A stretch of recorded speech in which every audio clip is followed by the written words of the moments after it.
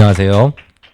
저는 캐나다 토론토 근방에 있는 맥메스터 대학에서 중국 역사를 가르치고 있는 송재윤이라고 합니다.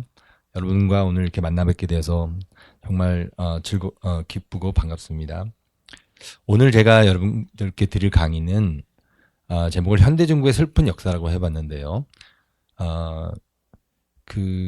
인류 역사를 돌아보면 슬픈 역사가 많이 있습니다. 중국의 현대사는 굉장히 처참하고 비참한 여러 가지 과정을 거쳐 갔는데 이걸 단순히 슬프다고 한마디로 할 수는 없지만 제가 오늘 여러분들에게 드릴 강의의 내용은 중국이 거쳐갔던 비참하고 처참했던 역사를 좀 집중적으로 조명해 보고자 하는 의도를 가지고 이 강의를 계획을 했습니다. 제가 쓴 두 책인데요. 첫 번째 책은 1948년에서 64년까지, 두 번째 책은 1964년부터 76년입니다. 우리가 알고 있는 문화 대혁명은 공식적으로 1966년에 시작을 했습니다. 좀 더 구체적으로 말씀드리면 1966년 5월 16일 날 시작을 해서 모택동이 사망하던 1976년 9월 9일까지 진행이 되었습니다. 좀 더 엄밀히 얘기하면 한 달 정도 더 지나서 1976년 10월에 4인방이 체포가 됨으로써 공식적으로 문화 대혁명은 막을 내렸습니다. 여기 책 제목을 보면 제가 문화 대반란이라고 썼는데요. 그 이유는 모택동 자신이 문화 대혁명은 대반란이라고 불렀습니다. 그렇기 때문에 저는 문화 대반란이란 명칭이 좀 더 현실에 부합하지 않나 그렇게 생각을 했고, 이 중국에서는 반란이란 말을 이렇게 나쁘게 생각을 하지 않습니다. 그래서 제가 문화 대반란이라는 제목을 쓰면 그게 더 현실에 부합할 것 같아서 제가 의도적으로 제목을 문화 대반란이라고 지어봤습니다.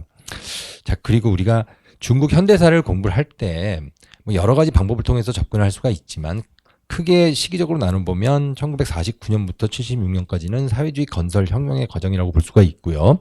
그 이후 한 2년 동안의 권력 투쟁기를 거쳐서 1978년 12월에 덩샤오핑이, 그러니까 등소평이죠. 등소평이 1978년 12월에 최고 영도자로 선출이 되면서 그때부터 개혁 개방의 시대가 전개가 됩니다.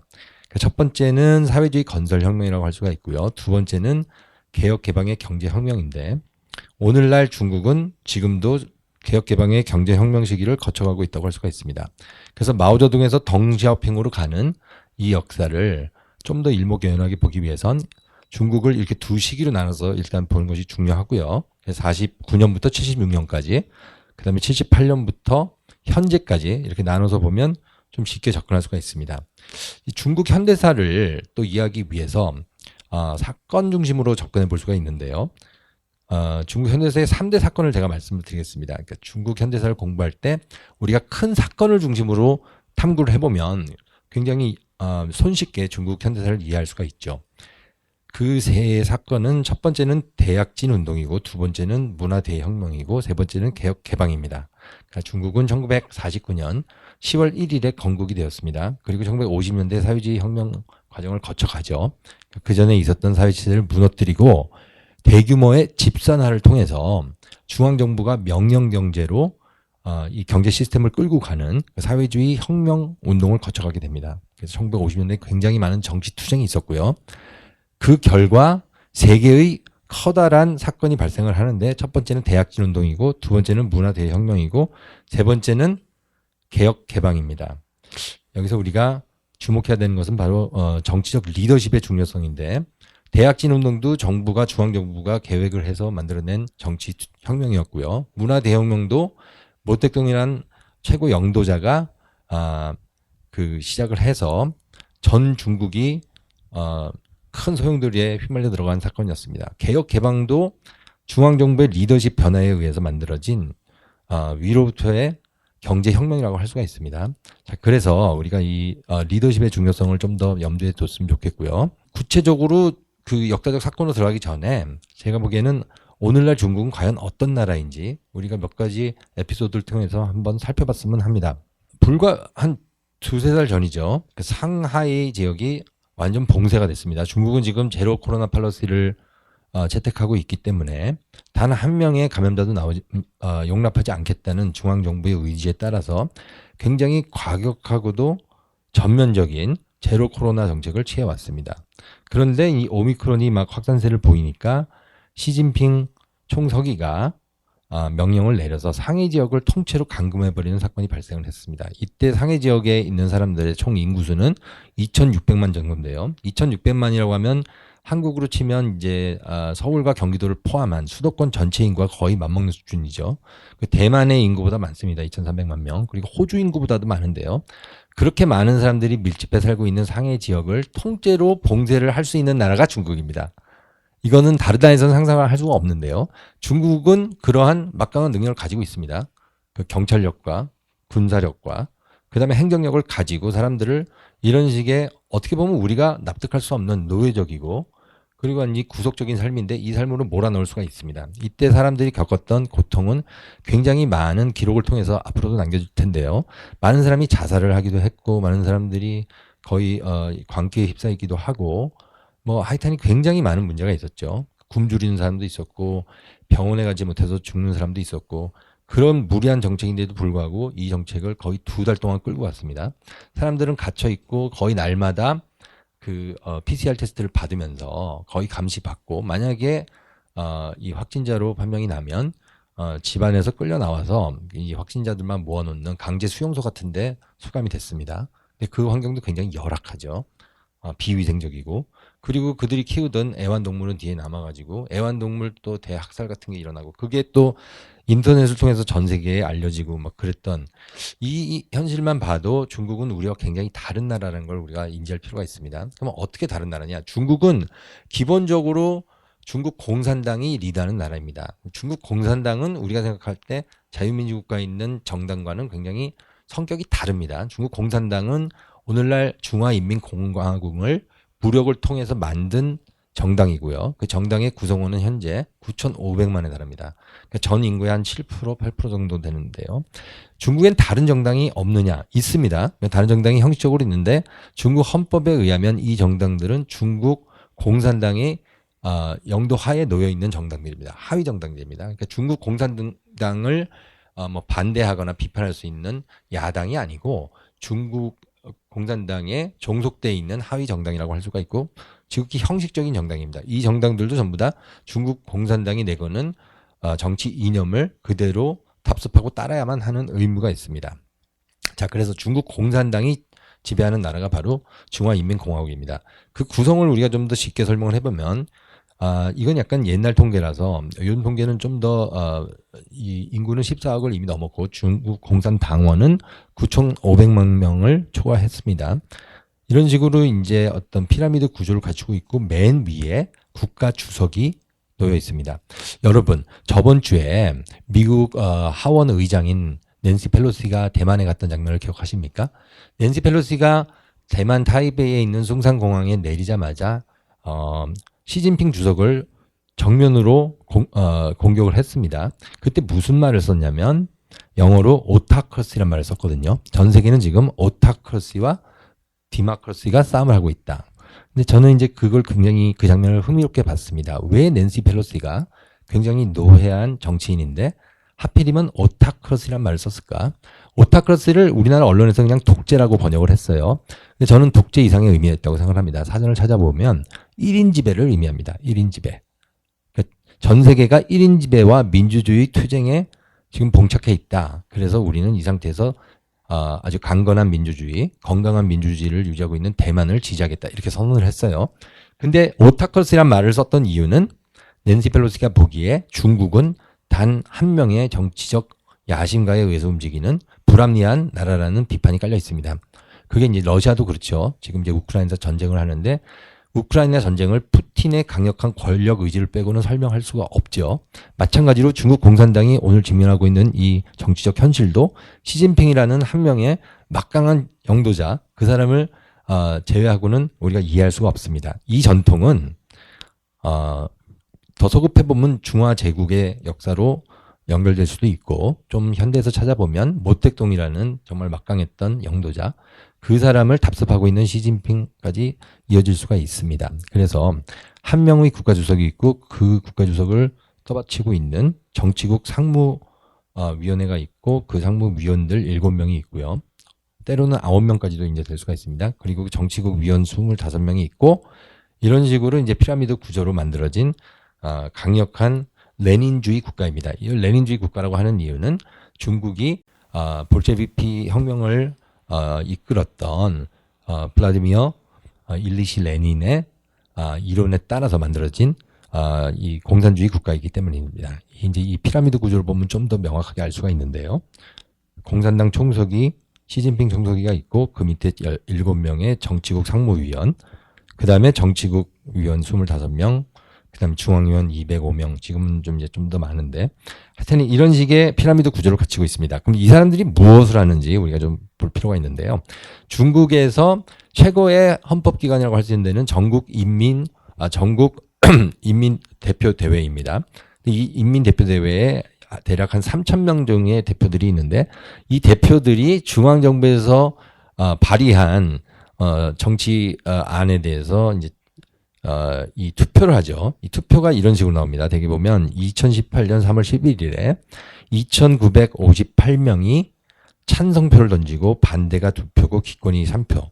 그러니까 3,000명쯤 된 사람 중에서 거의 99.5% 이상의 찬성률로 중앙정부에서 발의한 굉장히 중요한 법안을 통과시켰습니다. 이 법안이 뭐냐면 1982년에 수정 헌법이 만들어질 때 등소평의 영도 하에서 우리가 앞으로 집단 지도 체제로 나가야 되기 때문에 이 중화인민공화국의 국가 주석과 부주석직에 대해서는 임기를 10년으로 제한한다. 이런 헌법적 제한이 있었거든요. 근데 그 헌법적 제한을 삭제하는 절차입니다. 이게 시진핑 주석이 이제 제3기로 들어가서 장기 집권으로 들어가려고 하는데 그 법적 발판을 마련하는 과정이었죠. 그 과정이 전국 인민대표대회 3,000명의 대표들에 의해서 99.5% 이상의 찬성률로 통과가 됐습니다. 이게 중국에서는 이제 자기네들은 민주주의를 한다고 하지만 우리가 보기에 이건 정상적인 민주주의라고 하기는 좀 어렵죠.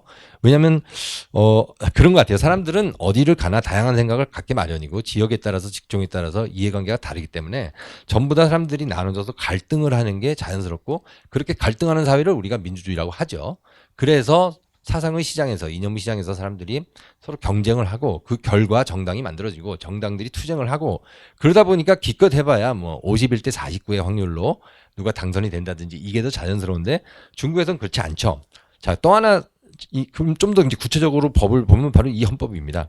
중국 헌법 제3장의 국가 구조에 관한 제79조를 보면 중화인민공화국의 국가주석과 부주석은 전국인민대표대회에서 선출되고 45세 이상이 되면 누구나 출마하고 또 이제 투표를 할 수가 있는데 그들의 임기는 최대한 2번까지 반복할 수 있다. 10년. 근데 이 조항을 지금 삭제하는 거예요. 그 절차를 저런 식의 아주 놀라운 표결을 통해서 결정을 하는 것이죠. 그다음에 또 2020년 5월 21일 날 전국인민대표대회에서 이번에는 이제 홍콩 보안법을 표결했습니다. 근데 이거 굉장히 중대한 사건입니다. 우리가 이제 홍콩이란 이제 그 자치구를 좀 더 깊게 이해를 해야 되는데 이때는 보면은 99.7%의 찬성률로 이 홍콩에 대한 홍콩 보안법을 통과를 했습니다. 홍콩 안전법이라고도 하는데요.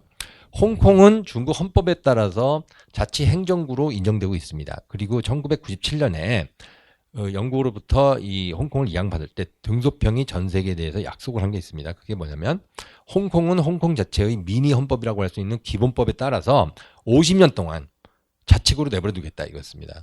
이제 홍콩이 민주국가로서 자유국가로서 계속 어떤 독립적인 지위를 유지할 수 있도록 중앙정부가 보장을 해준다는 전 세계에 대한 등소평의 약속이었는데 이 약속을 깨버린 거죠.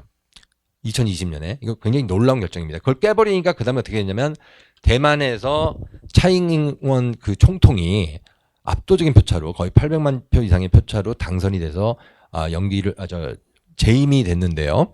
그것은 뭘 얘기하냐면은 이제 등소평이 계속 그랬거든요. 홍콩의 모델을 대만한테 제시하면서 대만도 중국과 더불어서 한 나라로 양 체제를 유지하면서 갈 수 있다 평화롭게 이런 식의 유인책을 계속 썼는데 이제 그것도 안 하고 노골적으로 이제 시진핑은 통일을 최고의 정책 이념처럼 내놓고 필요하면 군사력도 쓰겠다고 지금 압박을 가하고 있죠.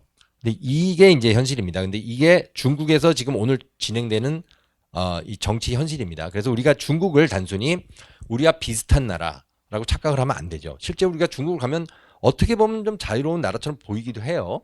예를 들면 뭐 자유롭게 뭐 쇼핑도 할 수 있고 술도 먹을 수 있고 놀 수도 있고 그다음에 뭐 뭐 여러 가지 위락 시설도 있기 때문에 중국이 우리가 크게 다르지 않다 이런 착각을 많이 하는데 그건 진짜 심대한 착각입니다. 이 정치 현실을 보면. 자, 그리고 또 하나 사례를 한번 들어볼까요? 그거는 이제 뭐냐면 2021년 3월 11일에 전국인민대표대회에서 홍콩 선거제를 통과를 했는데 이때부터 이제 홍콩에서 정치인으로서 활약을 하려면 애국자가 돼야 됩니다. 그러니까 애국자라는 것은 이제 중앙 정부에 대해서 정치적인 스크리닝을 거쳐 가야 된다는 거고 이 스크리닝에서 통과하지 못하면 입출마도 할 수 없는 상황으로 가는 거죠.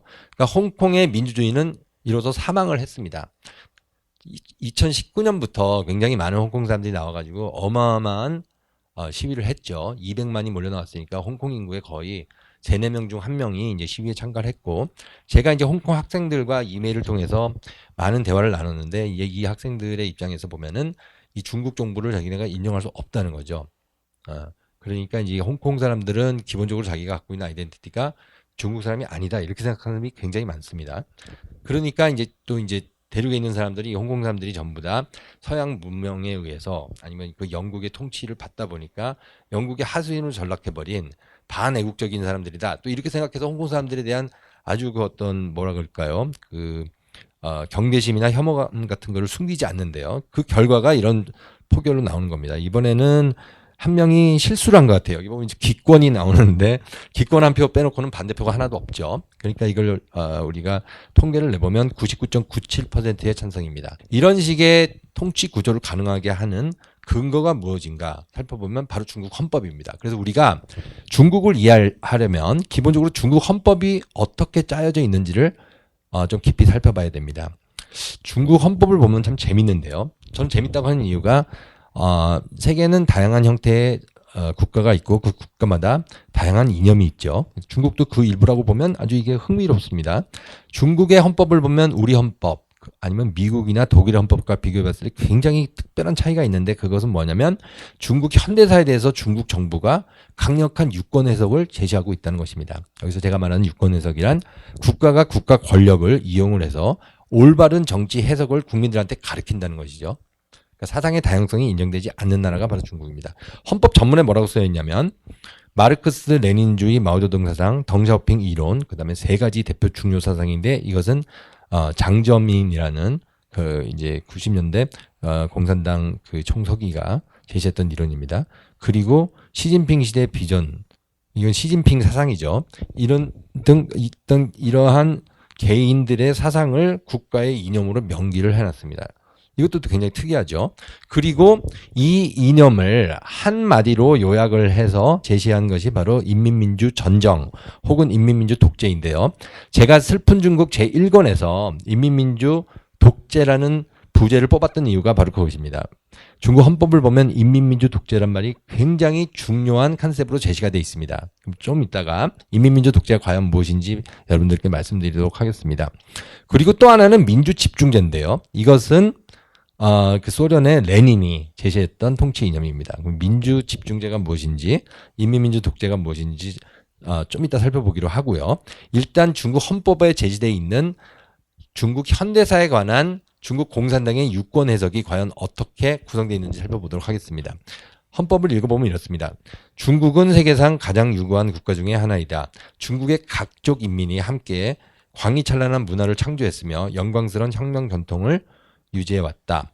1840년 아편전쟁이죠. 이후 봉건시대의 중국은 점차 반식민지, 반봉건의 국가로 변했고 중국 인민은 국가의 독립과 민족과 해방과 민주화 자유를 위해서 영웅적인 투쟁을 이어갔다.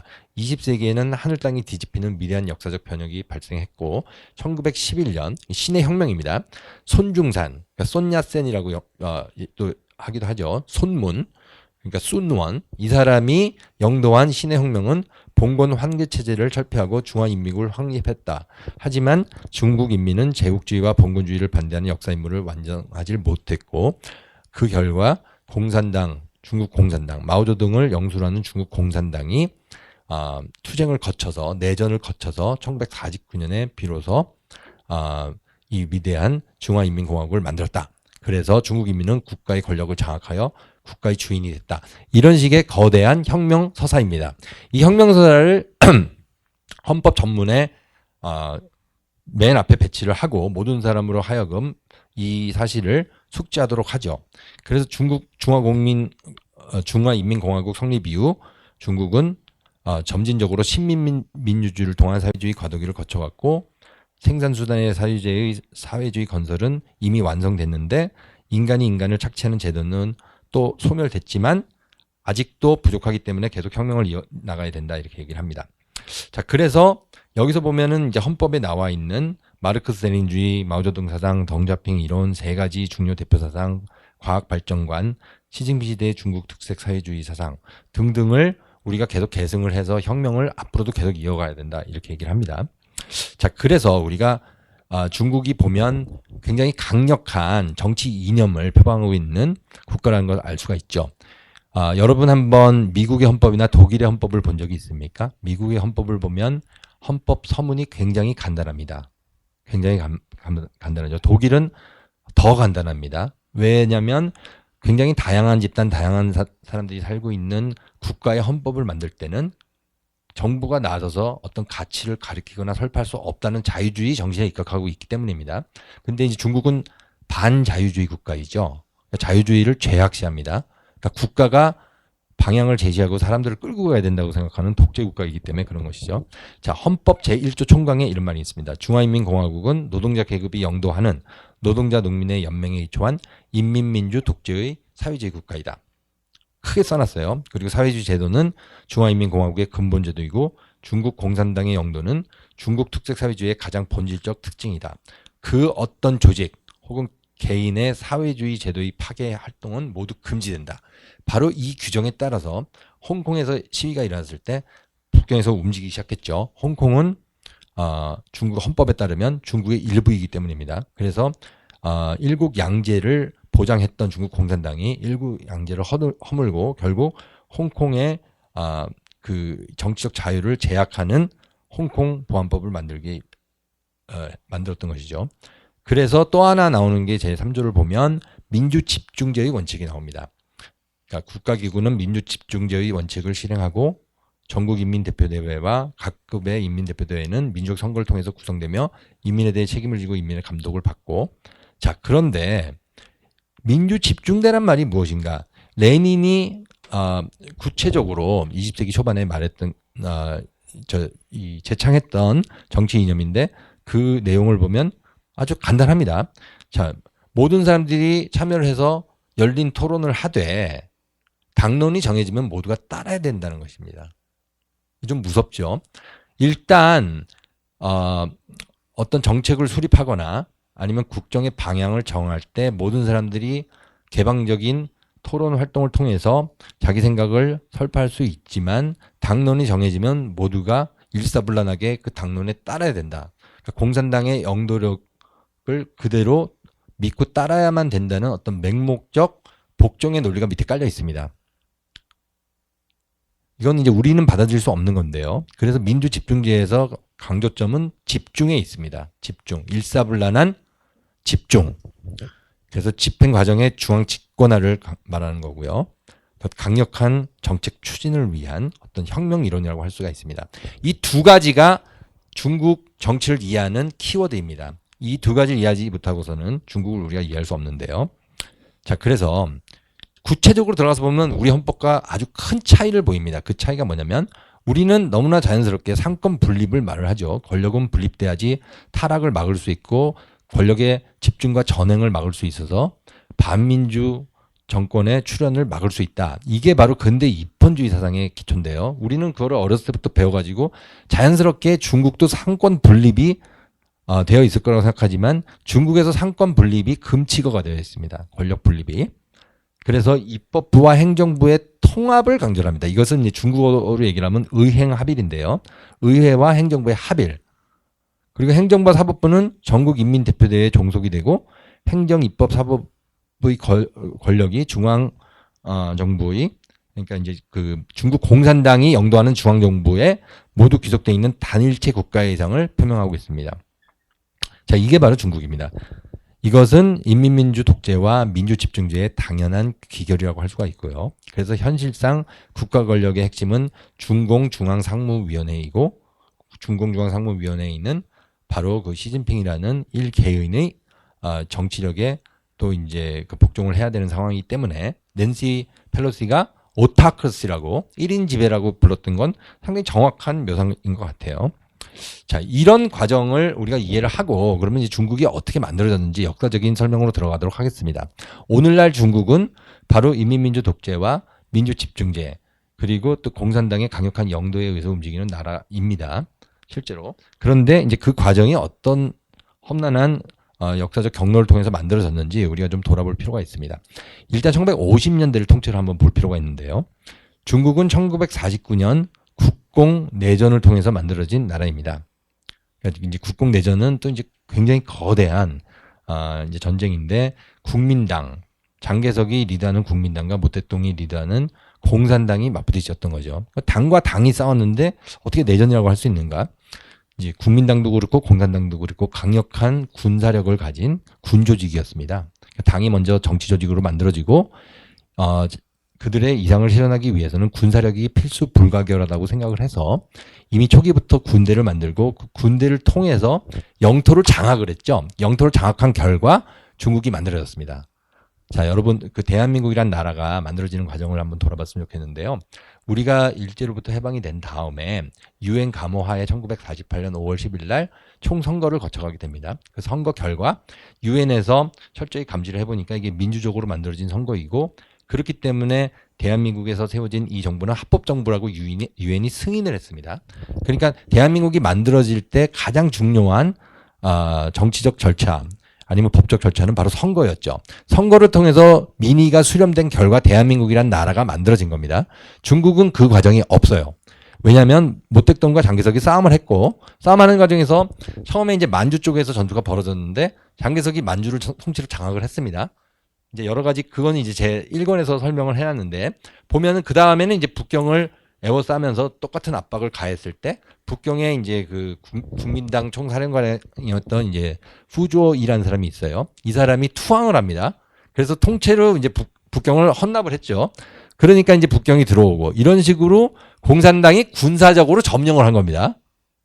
little by little, bit by bit. 그래가지고 전 국토를 다 거의 다 먹었을 때 1949년 10월 1일 날 아직도 장개석은 운남성이나 뭐 이런 데서 반군을 조직해서 싸우려고 했지만 대세는 이미 기울었다고 생각을 했을 때 이 사람이 자 이제 우리가 점령한 이 땅에 이름을 부여하자 그래서 중화인민공화국이라는 나라를 만들었던 거죠.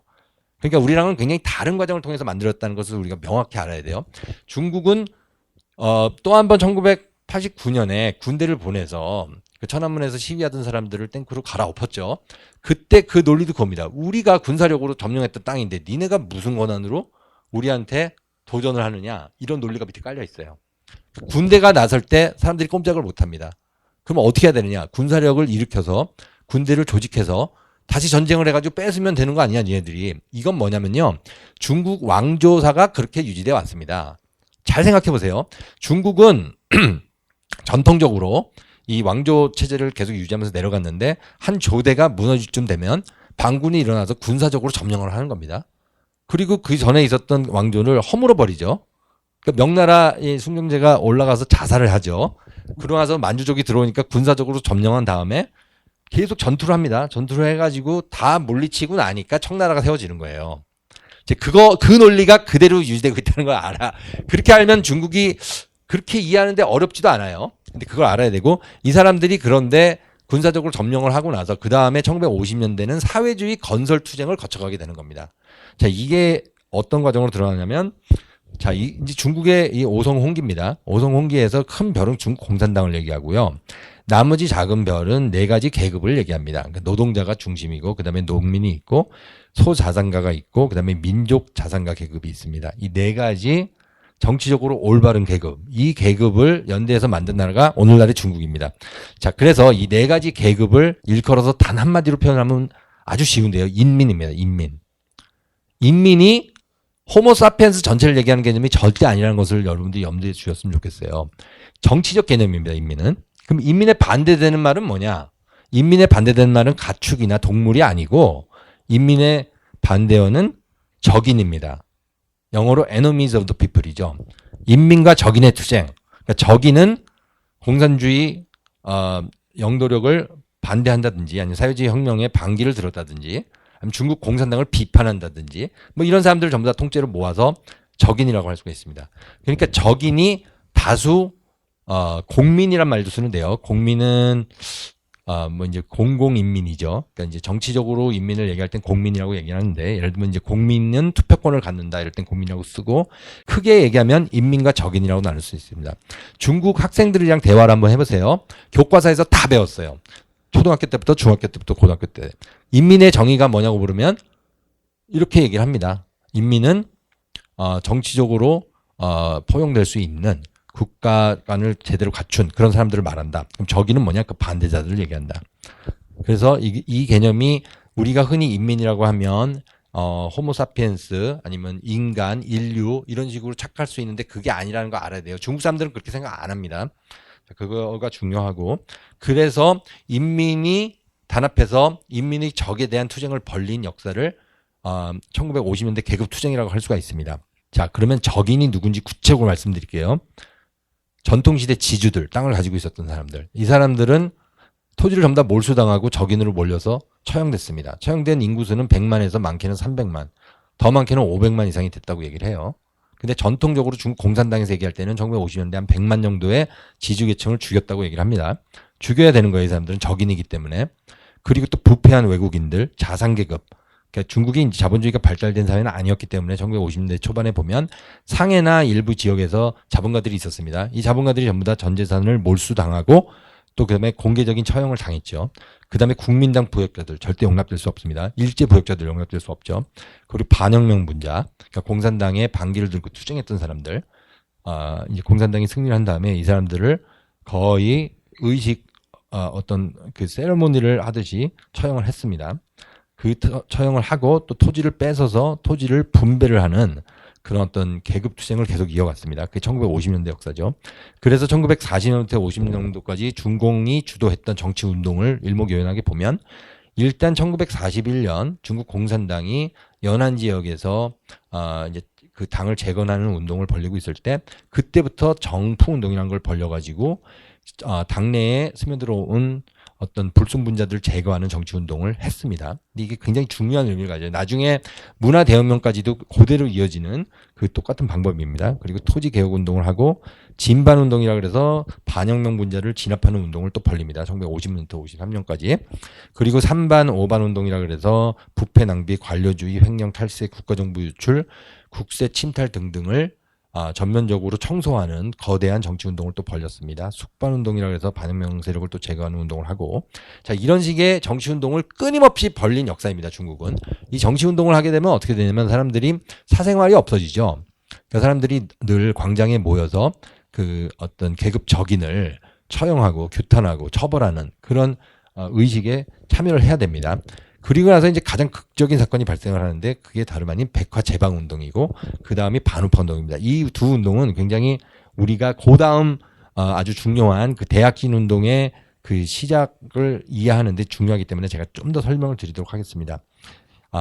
백화 제방이라고 하면 우리가 춘추 전국 시대를 생각할 필요가 있는데요. 춘추 전국 시대에 백가쟁명, 백화제방 이런 말들이 있었죠. 그러니까 100가지 꽃이 모두 활짝 피었다 이런 의미를 얘기합니다. 이 표현은 모택동이 지식인들을 향해서 썼던 표현입니다. 자, 지식인들이여, 너희들의 임무는 국가를 비판하는 것이다. 얼마든지 국가를 비판하라고 1956년에 공식적으로 마오쩌둥이 공식 매체를 통해서 얘기를 했습니다. 그러니까 이제 지식인들이 실제로 국가를 비판하지 않으면 안 되는 압박을 느낄 정도까지 얘기를 했어요. 그런데 이 사람들이 겁에 많이 질려 있었죠. 왜냐하면 이미 정풍운동의 선례를 알고 있고, 그다음에 50년대 정치운동이 어떤 식으로 전개됐는지를 명확히 알기 때문에 정말 말을 했다가 입 밖으로 비판의 언사를 발설했다가 그 후폭풍이 들어올 수밖에 없었죠, 이 사람들이.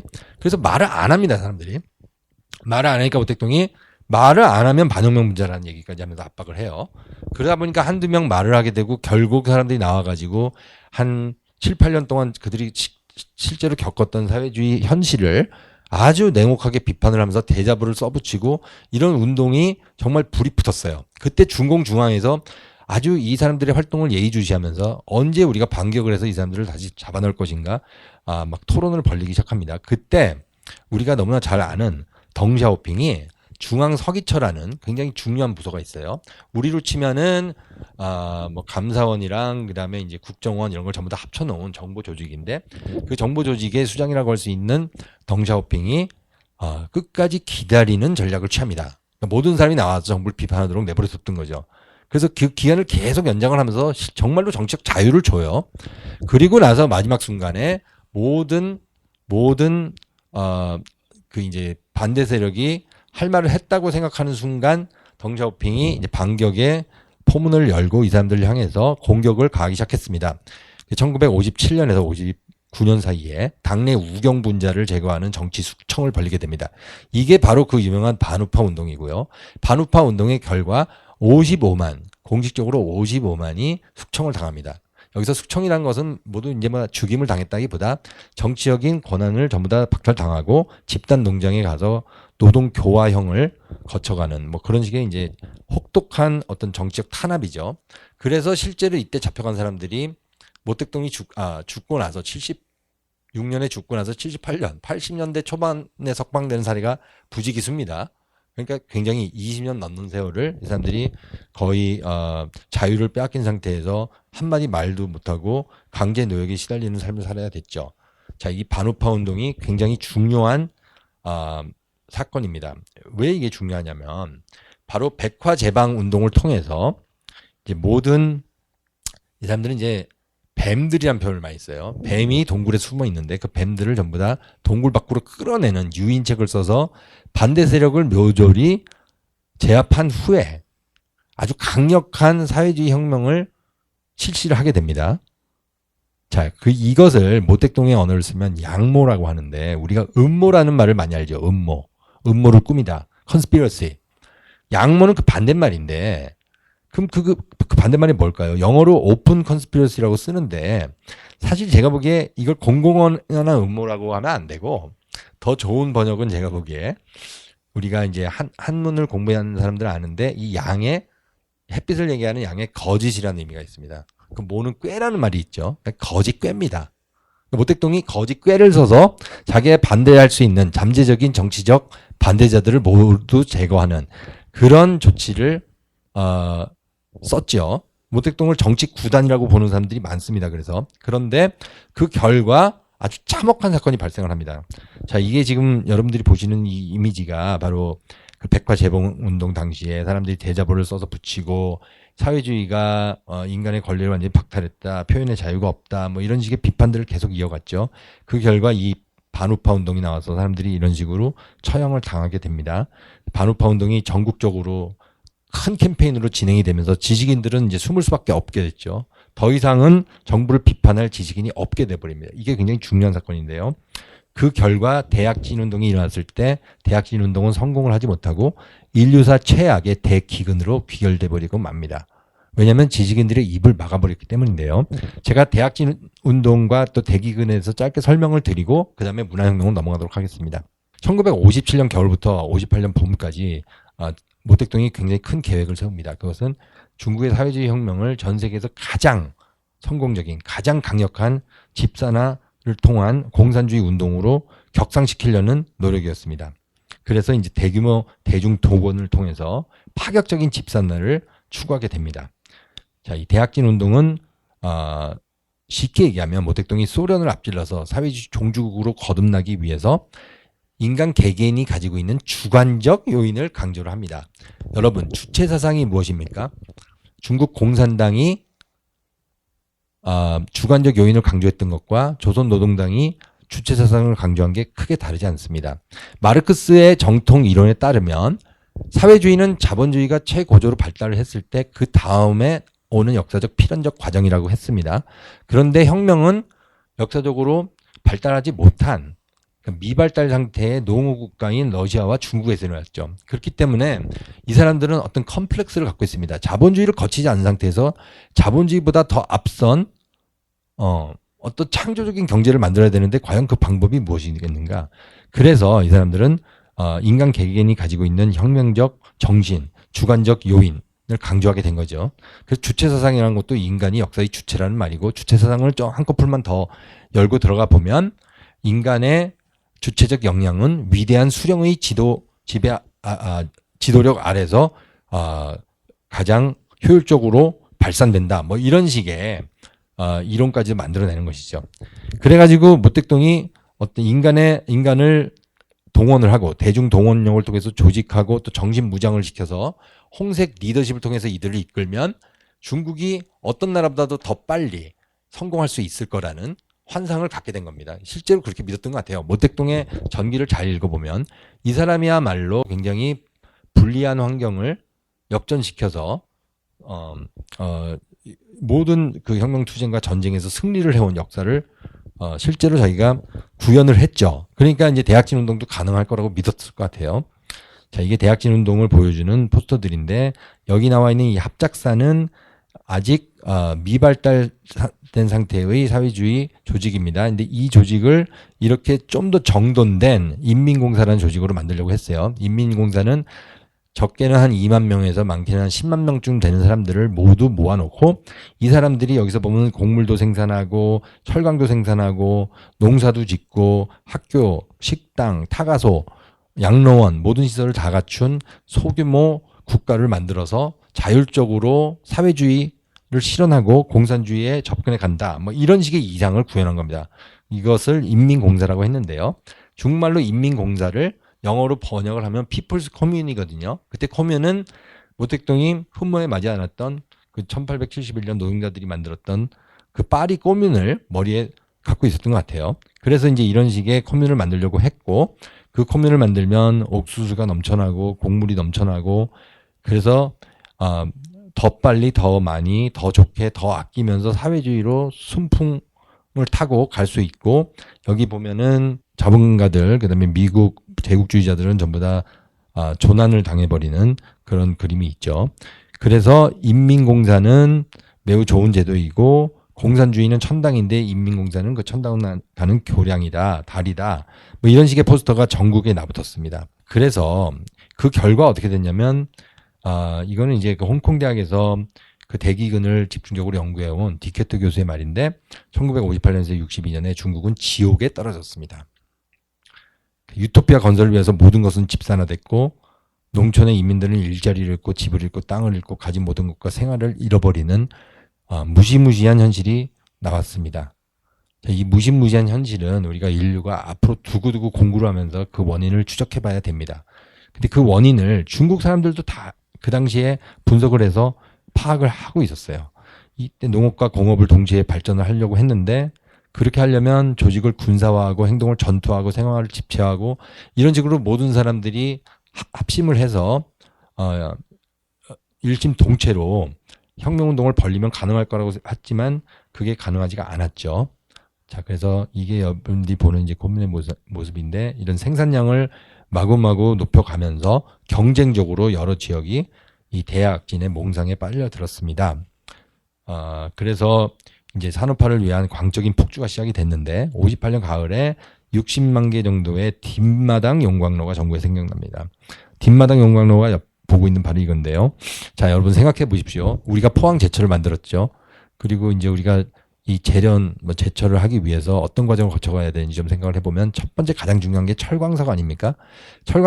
양질의 철광석을 구해서 그 다음에 이제 제철 작업으로 들어가야 되는데 양질의 철광석은 없는 상태에서 고물, 폐철 이런 걸 가져와서 농촌 뒷마당에 이런 식의 용광로를 만들어서 철을 생산하면 15년 만에 영국을 따라가고 다시 15년 만에 미국을 따라갈 수 있다는 환상적인 그림을 모택동이 마구 여러 사람들한테 설파를 했는데 이게 여기서 생산된 모든 철광은 전부 다 고철에 불과했습니다. 전혀 쓸모가 없고 그럼 이때 용광로에 들어가는 에너지는 어떻게 되죠?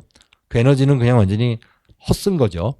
그런 과정에서 사람들은 노동력은 어떡하죠? 노동력도 아무런 의미도 없이 전부 다 그냥 소모된 것이죠. 그 결과 대약진 운동이 대역진 운동으로 바뀌어버렸습니다. 앞으로 펄쩍 뛰어서 나가야 되는데 뒤로 크게 나간 것이죠. 그래서 The Great Leap Forward가 돼야 되는데 The Great Leap Backward가 됐다고 홍콩 언론에서 조롱을 하기도 했습니다. 이것은 굉장히 과감한 도박이었는데 비참한 결과를 가져왔습니다. 자, 여러분, 어떤 정치 지도자가 이렇게 거대한 정치적 도박을 했다 실패를 하면 어떻게 되죠? 그러면은 민주선거에서는 이 사람이 물러날 수밖에 없죠. 선거를 통해서.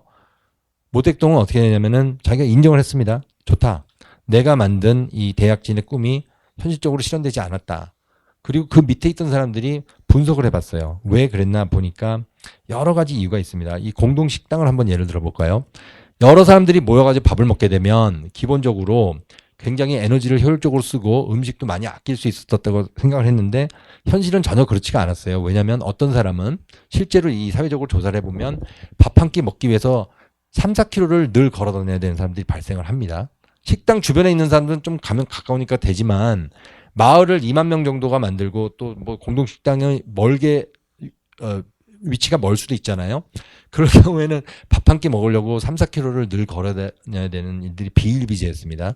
그 음식이 잘 조달도 안 되죠. 썩어서 나가는 것도 많아지고 그리고 그때 보면 뭐 위생이라든지 이런 게 없으니까 뭐 배탈도 많이 나고 이러고 그래가지고 이게 공동식당이 전혀 운영이 안 되죠. 또 하나는 뭐냐면 사람들이 공동식당을 만든다는 것은 집에 있는 부엌을 없애버린다는 거거든요.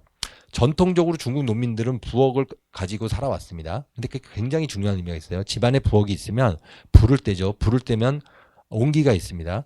그리고 그 집 주변으로 작은 텃밭 같은 게 있었어요. 그러니까 사람들이 수천 년 생존을 하는 과정에서 나름대로 터득한 생존의 노하우가 있습니다. 근데 그게 뿌리쳐 없어져 버리는 거예요. 그래서 우리가 이런 역사 현실을 공부할 때 정말 구체적으로 들어가서 사람들이 어떤 경험을 했는지를 아주 심층 취재를 통해서 파악을 해봐야 돼요. 근데 파악을 해보니까 공동식당이 전혀 현실성이 없는 제도라는 걸 알 수가 있습니다. 그래서 사람들이 실제로 굶기 시작해요. 굶는데 정부는 허위 보고에 경쟁을 합니다. 거짓말의 악순환에 빨려들었어요. 영농기술의 발달을 과장하는 허위 보도가 늘 언론을 장식을 합니다. 생산량을 과장하는 지방정부의 보도가 또 언론의 홍수를 이뤄요. 생산량을 부풀리고 그다음에 가짜 뉴스가 범람하고 허위의 희망 고문이 막 생겨나면서 총체적인 부패 구조가 생겨납니다. 그 결과 기근이 구조적으로 발생을 한 거죠. 기근이 그냥 발생하지 않습니다. 이런 정치적 부패와 더불어서 그다음에 지방 정부의 관료 행정과 더불어서 모든 게 결합이 된 결과로서 나타난 것입니다. 여기 이 사진이 이 중국 정부에서 그 당시 그 기근의 참혹한 현실을 고발하는 사진들을 많이 찍었는데 어딘가 숨겨놓고 풀지를 않습니다. 근데 이게 이런 사진들이 몇 장이 나와서 지금도 우리를 놀라게 하고 있죠. 그래서 1960년부터 61년까지 중공 중앙에서 조사단을 파견합니다. 조사단을 파견하고 그다음에 그때 그 국가 주석직을 맡고 있었던 류샤오치가 자기의 그 호남성에 있는 고향에 가서 농민들 직접 만나죠. 만나고 나서야 알게 됩니다. 이게 전혀 일어나지 않았고 자기네가 생각했던 대약진의 몽상은 대역진의 참혹한 현실이 돼서 돌아왔다는 것을 알게 됐습니다. 자, 그래서 이 감찰 결과 대약진의 실패를 확인을 하고 유사오치는 이 강경한 정책을 모두 철회합니다. 그리고 공산당 중앙위원회에 책임을 묻죠. 그리고 공개적으로 마오쩌둥을 비판했습니다. 류샤오치가 마오쩌둥보다 나이가 한 5살 어려요. 그래가지고 이제 모택동을 굉장히 존경하고 모택동이 이 사람을 발탁을 해서 국가주석 자리에 앉히고 뭐 이랬는데 이사치가 역사가 우리 2명을 평가할 것이다. 뭐 이러면서 압박을 했다 그래요. 그래서 7천인 대회란 게 62년 1월 11일부터 2월 7일까지 열리고 그때 유사우치가 유명한 말 남겼습니다. 기근의 칠할은 인재였다. 우리가 만들어낸 잘못된 정치적 결정이 기근을 야기했다 그랬고 모택동은 자, 이 과오는 본인한테 있습니다. 내 잘못입니다. 그리고 일단 물러나요. 모택동이 물러났다 그래서 완벽하게 물러난 건 아닙니다. 행정의 중앙에서 물러난 거예요.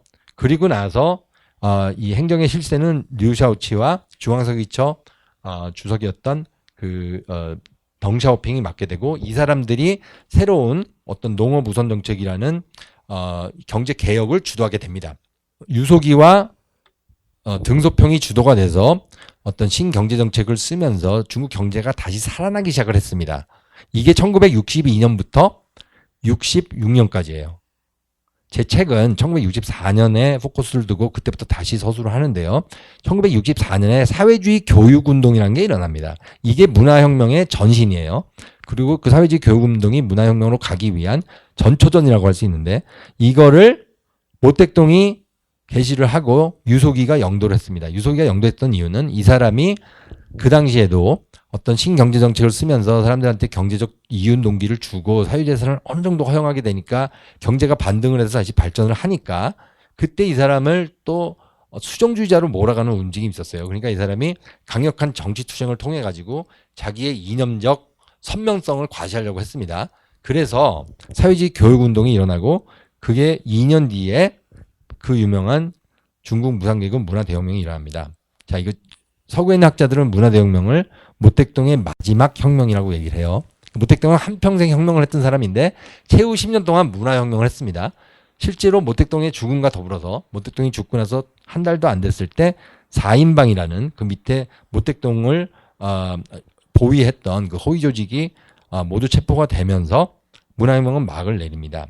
그 문화혁명은 실제로는 문화 대반란이었다. 제 주장인데 제 책에 그 뒤에 제가 이런 문장을 썼습니다. 마오쩌둥은 청소년의 가슴에 불을 질러 당내 반대 세력을 소탕하는 희대의 대반란을 기획했다. 홍위병의 대반란은 노동자의 탈권 투쟁, 권력 탈취 투쟁으로 이어졌고 군대가 개입하면서 군중 대 군중의 내전으로 치달았다. 중국 무상계급 문화대혁명은 그렇게 인민재판, 집단리치, 인격살해, 무장투쟁, 계급학살, 대민테러로 점철된 10년의 대동란이었다.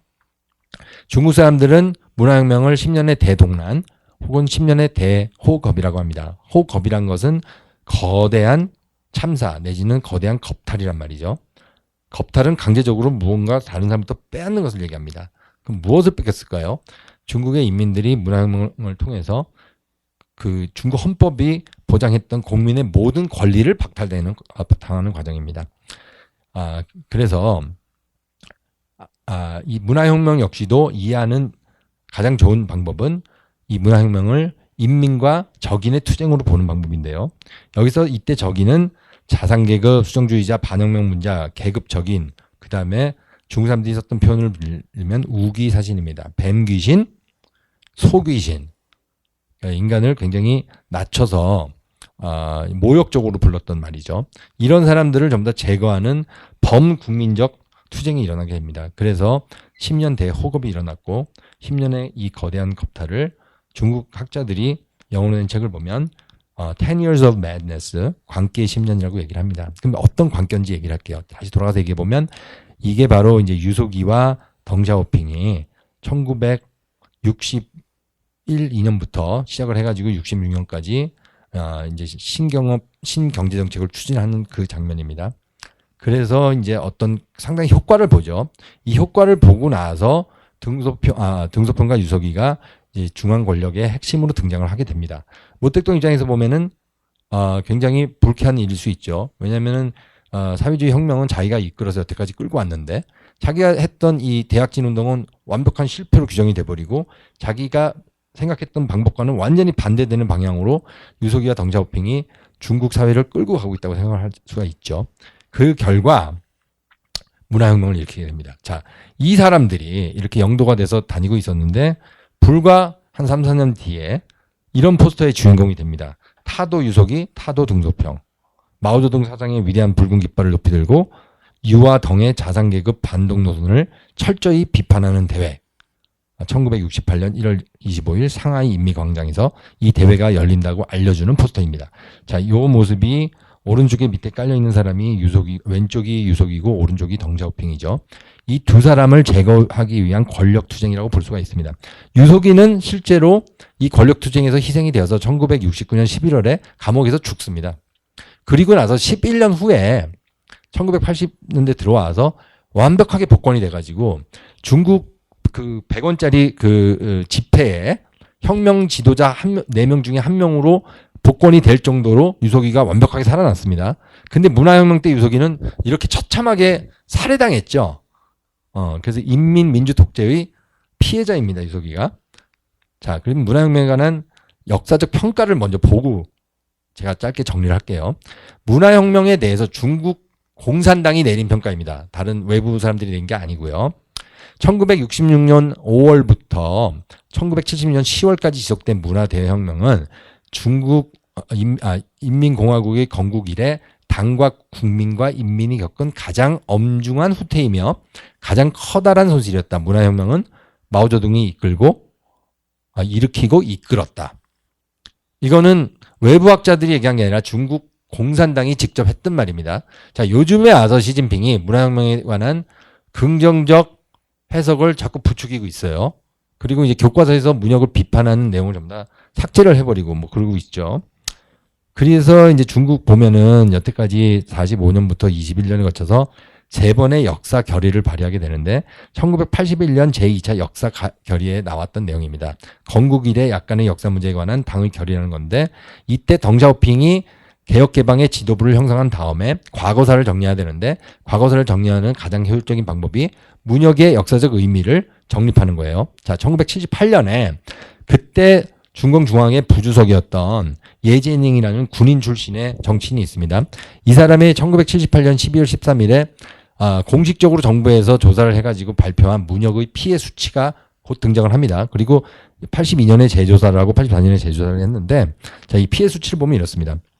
예진행이 실질적으로 국가기관을 사용해서 조사한 결과입니다. 문혁 동안 그 10년 동안 1억 1,300만 명이 정치적 타격을 입었습니다. 그리고 55만 7천 명이 실종됐고요. 4,300건의 무장투쟁이 일어났습니다. 자, 이게 무장투쟁입니다. 무장투쟁은 뭐냐면 사람들이 군사적으로 무장을 하고 내전 상태에 돌입했다는 건데요. 그래서 12만 명이 사망을 하고 250만 간부에 대한 집단 린치가 가해졌고 11만 5,500만 명이 비정상적으로 사망을 했습니다. 이게 1982년에 예제닝이 재조사를 해가지고 발표한 결과예요.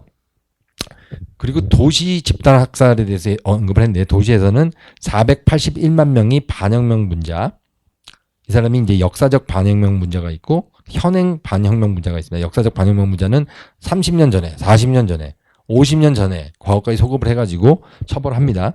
계급 적인, 그 다음에 수정 분자, 반동 학술 권위자, 학자들 중에 많이 이런 사람들이 나왔죠.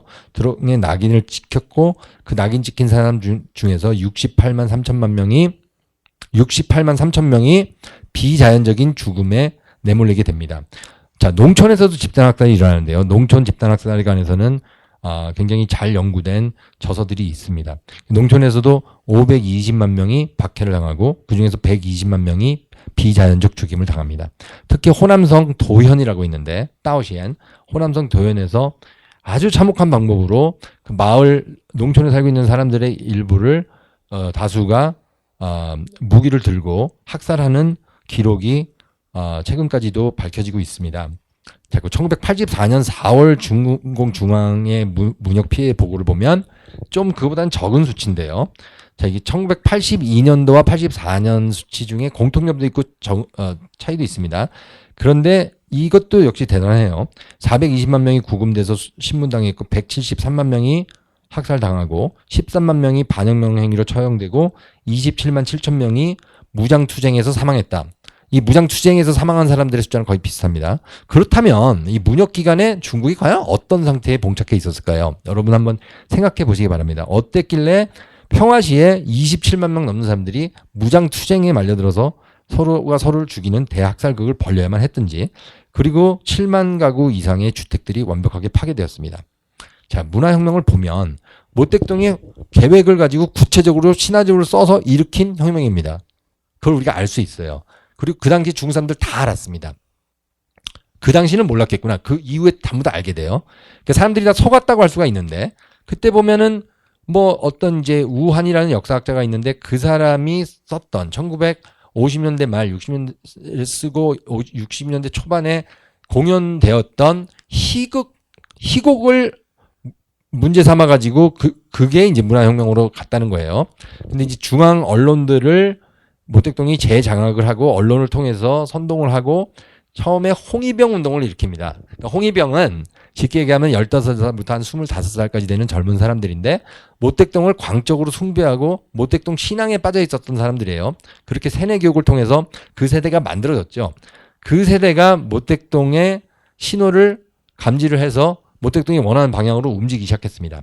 그 홍위병의 운동이 노동자의 탈권 투쟁으로 이어지게 됩니다. 노동자들이 조직화돼서 지방정부의 권력을 탈취하는 투쟁이죠. 그리고 나서 군이 투입되고 혁명위원회라는 걸 만들고 문화혁명으로 가고 집단학살이 일어나고, 집단학살이 일어나니까 다시 질서를 잡기 위해서 정부가 군을 집어넣어서 정부에 의한 대민 테러가 조직적으로 일어나게 되고, 그 과정에서 많은 정치 투쟁이 일어나고 많은 사람들이 죽게 되는 그런 겁니다. 그러니까 대학진 운동과 문화혁명을 비교해 보면 어느 게 더 참혹했냐? 이루 말할 수 없는, 비할 수 없는 둘 다 너무나 슬픈 역사죠. 그래서 이걸 구체적으로 우리가 이제 대담을 할 때 좀 더 이어가기로 하고요. 제가 몇 가지만 더 설명을 드릴게요. 홍위병 운동을 우리가 좀 착각을 하는데요.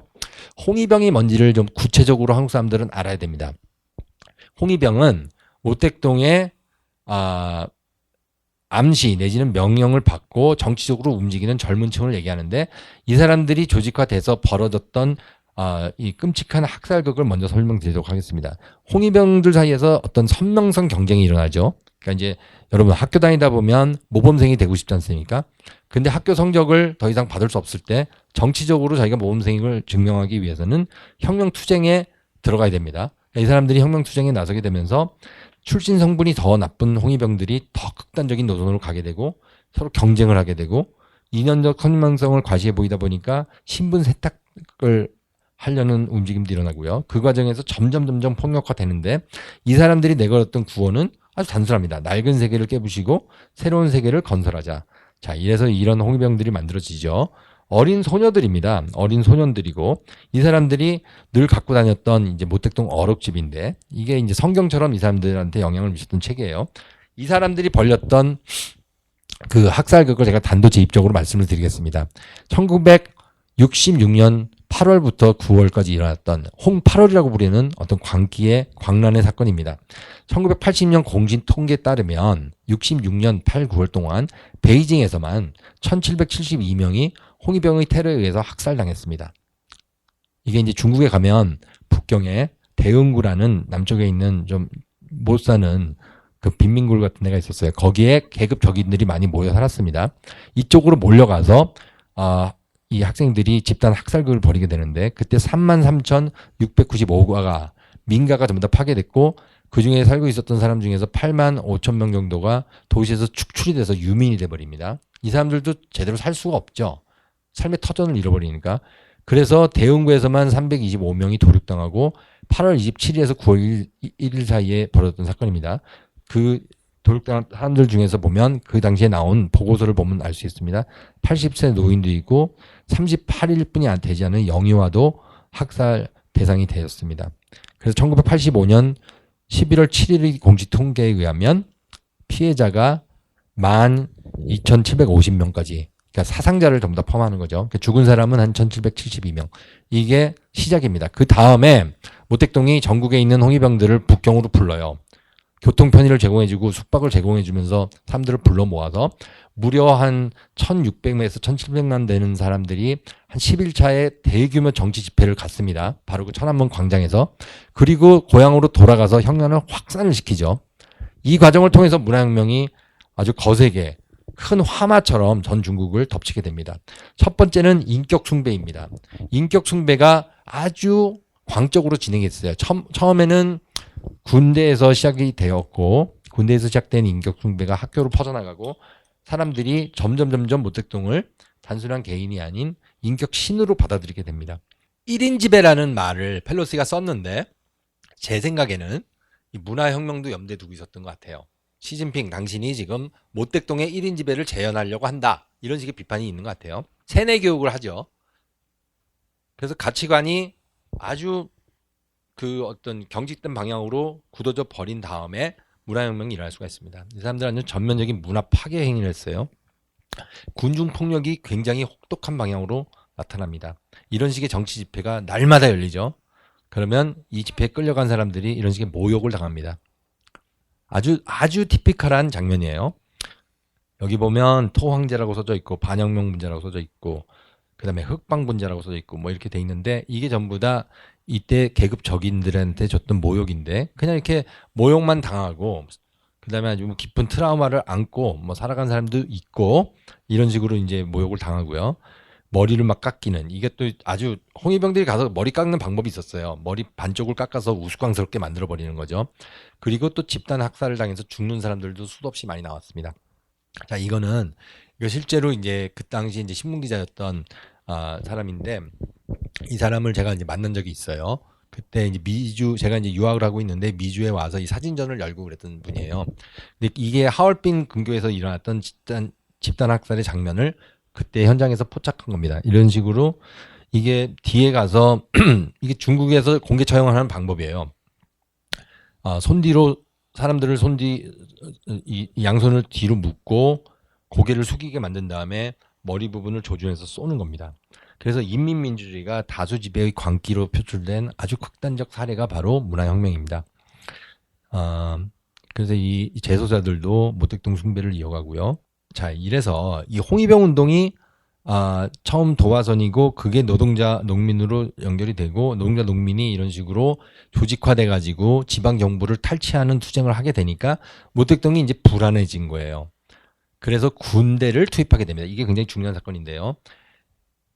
무상계급이 들고 나서 지방 권력을 장악하고 그 상하이 공청사가 상하이 정부를 점령한 다음에 인민꼬민을 만드니까 모택동이 군대의 개입을 결정을 합니다. 그러면서 말로는 자, 지금부터 이 인민꼬민을 우리가 본격적인 혁명위원회로 만들자. 혁명위원회는 세 가지 권력의 결합으로 만들어진다. 첫 번째는 혁명 간부, 혁명적 노동자, 그 다음에 인민해방군.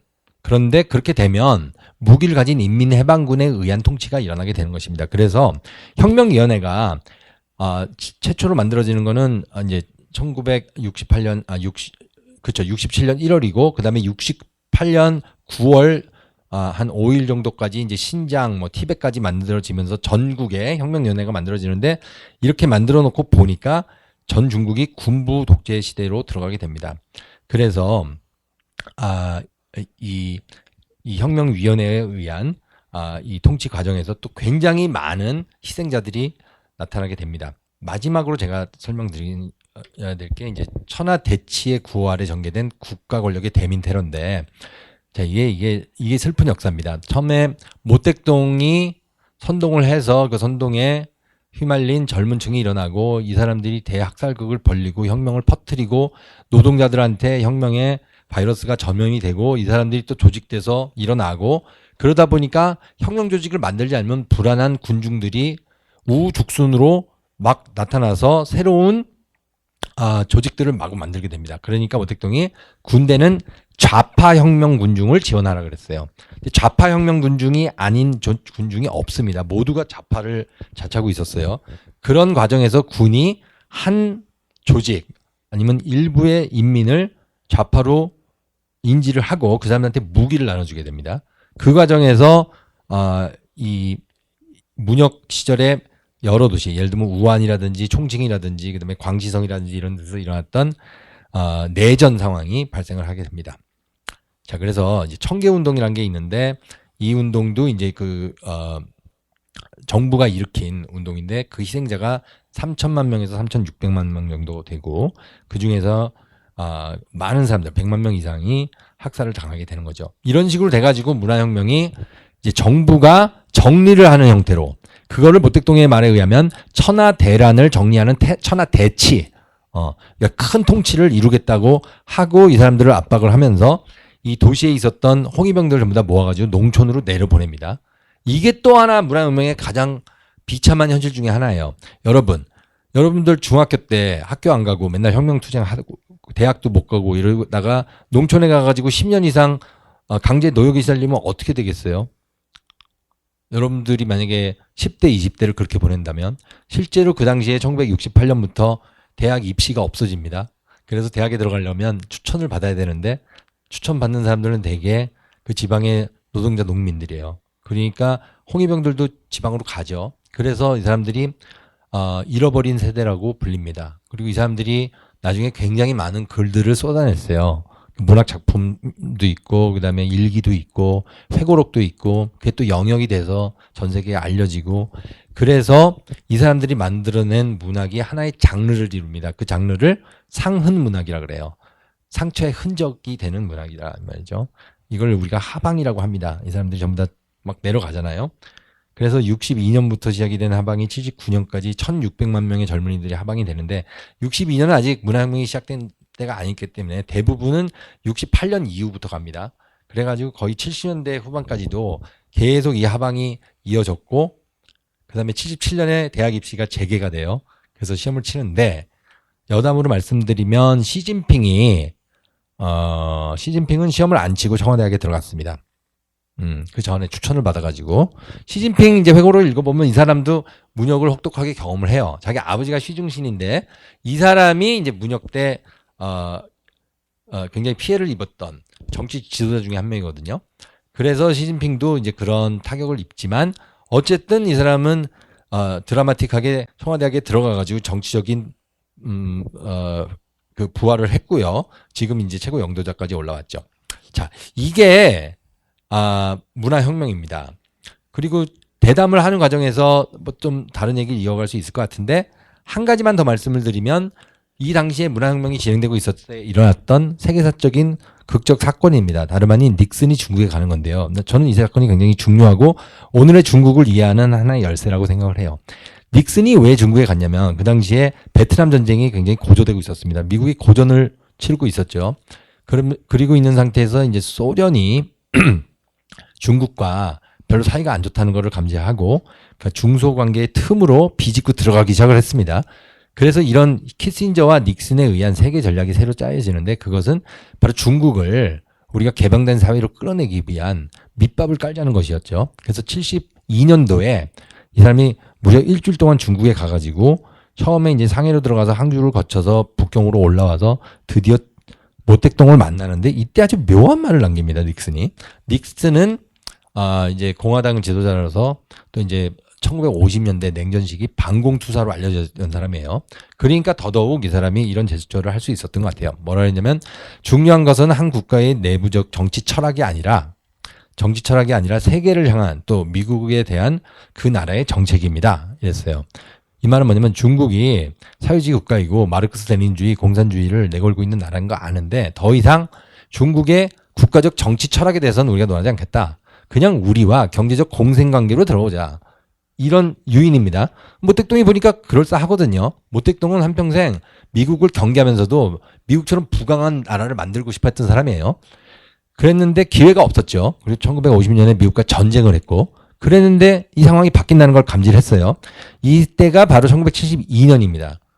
그리고 6년 후에 덩샤오핑이 권력을 잡고 닉슨이 간 지 7년 후가 되던 1979년 1월 말에 덩샤오핑이 미국에 가서 지미 카터 대통령을 만나고 그때부터 개혁 개방이 본격적으로 추진이 됩니다. 경제 정책이 바뀌니까 경제 성장이 급속도로 이루어지기 시작했어요. 그래서 1년에 10% 이상의 경제 성장을 거의 3, 40년 이어간 결과 오늘날 중국이 이렇게 거대한 나라가 되어 있는데 문제는 바로 이 닉슨 패러다임입니다. 그때 미국에서 뭐라고 했냐면 정치 철학을 문제 삼지 않겠다 그랬거든요. 그러니까 중국은 묘한 나라가 됐습니다.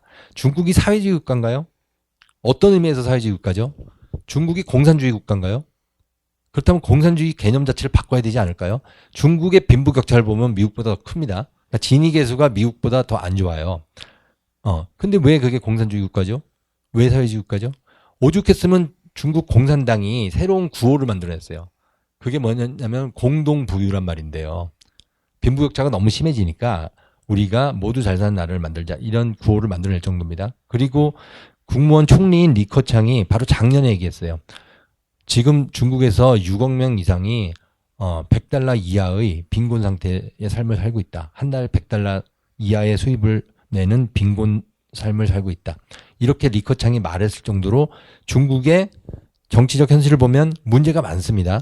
그런데 미국이 공식적으로 문제 삼지 않았죠. 왜냐하면 닉슨 패러다임에 의한 거였는데 불과 한 2년 전부터 그게 이제 트럼프 정권 말기인데 그때부터 본격적으로 정치 철학을 문제 삼기 시작하고 있어요. 미국에서.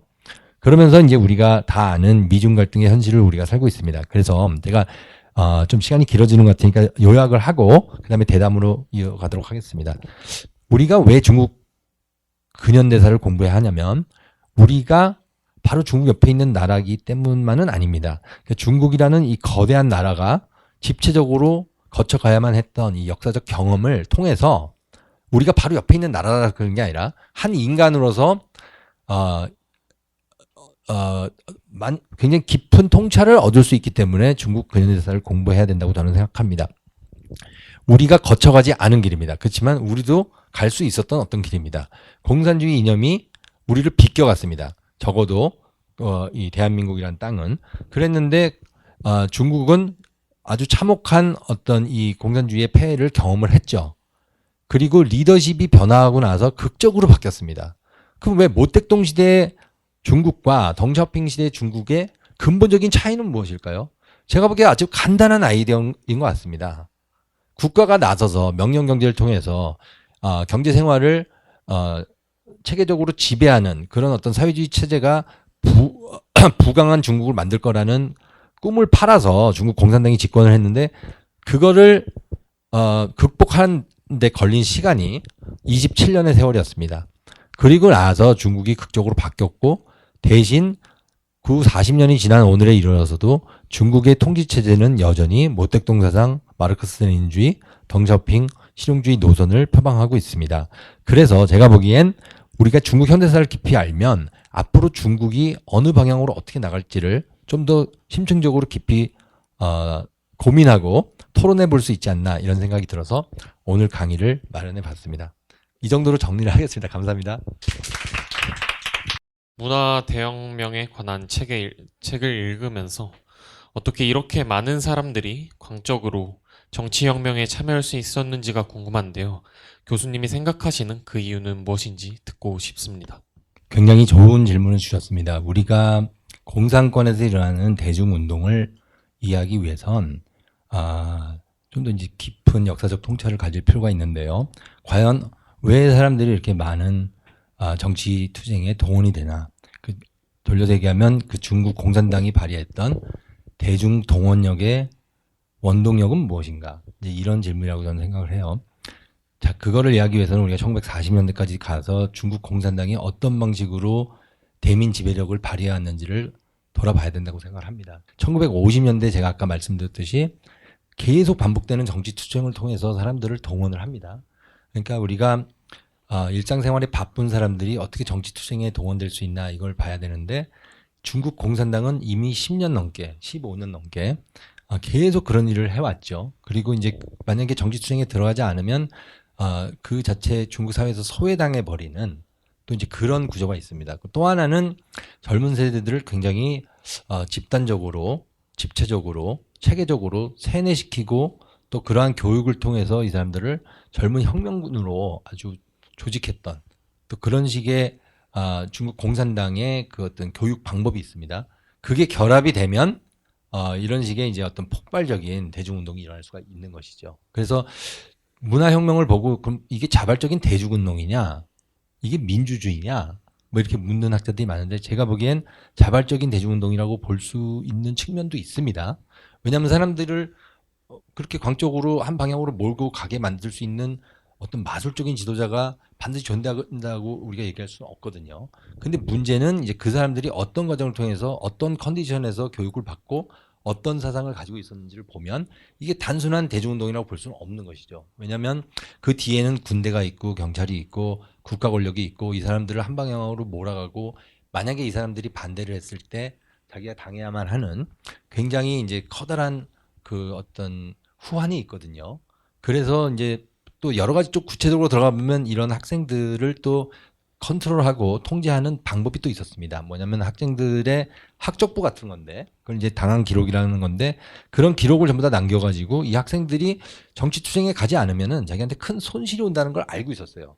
그래서 어떤 지역에서는 이 홍위병 운동이 크게 났을 때 그런 그 기록을 먼저 불태워버렸다 이런 얘기도 있거든요.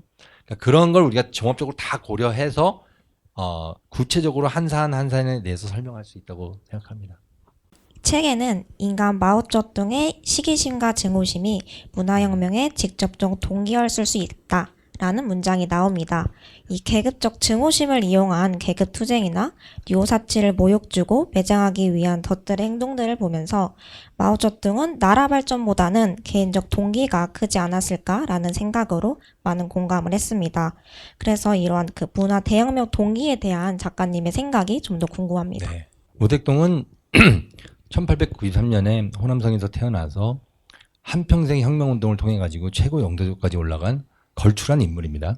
이 사람이 대약진운동이라는 정치투쟁을 벌린 결과 대기근이 일어났죠. 그리고 1962년에 공개적으로 자기 잘못을 인정을 하고 일선에서 물러났습니다.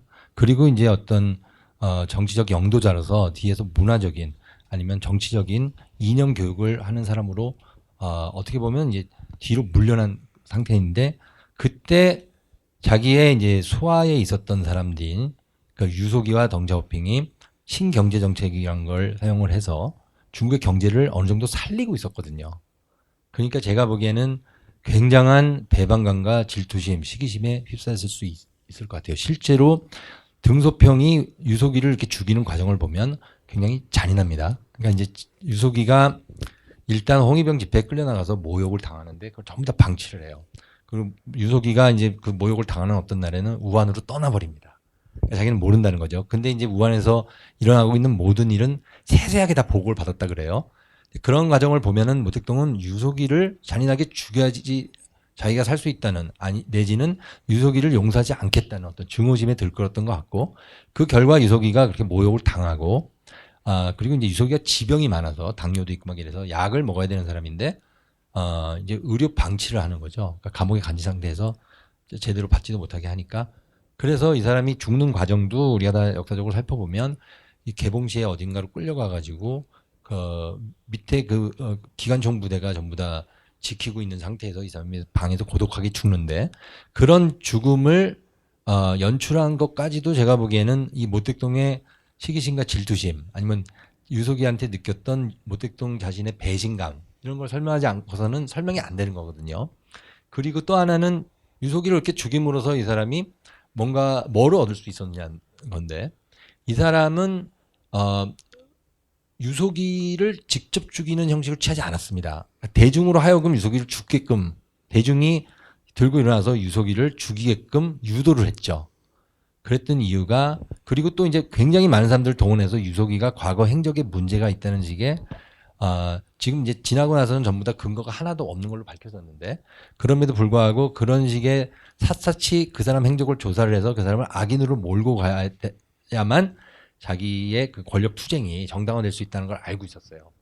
그런 걸 보면 굉장히 치밀하게 유석이를 죽임으로써 자기의 정적 영생을 꾀했다고 볼 수가 있고 그 밑에 있는 심적 동기는 국가를 위한다기보다 인민을 위한다기보단 유석이에 대한 질투심 내지는 증오감이 아닐까.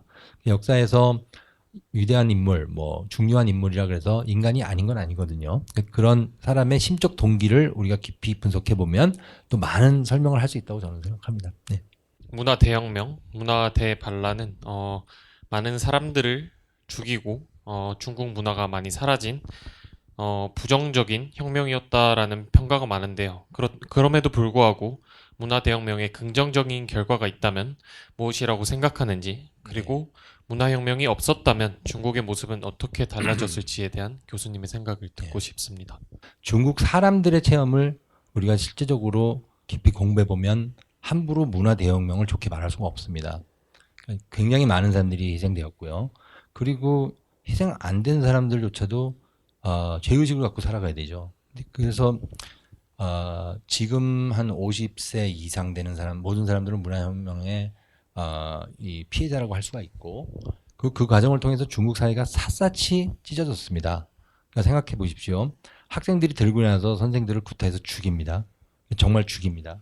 그래서 그 살인 사건을 끼고 굉장히 많은 또 증오가 악순환의 연쇄고리로 들어가죠.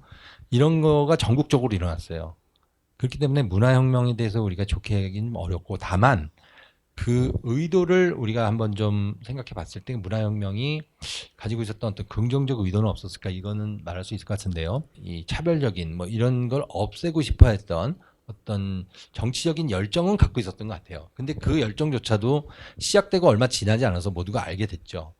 이건 좀 굉장히 광란의 집체적인 폭력으로 계속 악순환에 빠져들고 있구나 이런 생각을 했기 때문에 우리가 정직하게 중국 인민의 그 체험을 그 중국 사람들이 표현해 놓은 문학이라든지 아니면 기록을 통해서 보면 문화혁명에 대해서 우리가 이렇게 쉽게 긍정적인 얘기를 할 수는 없습니다.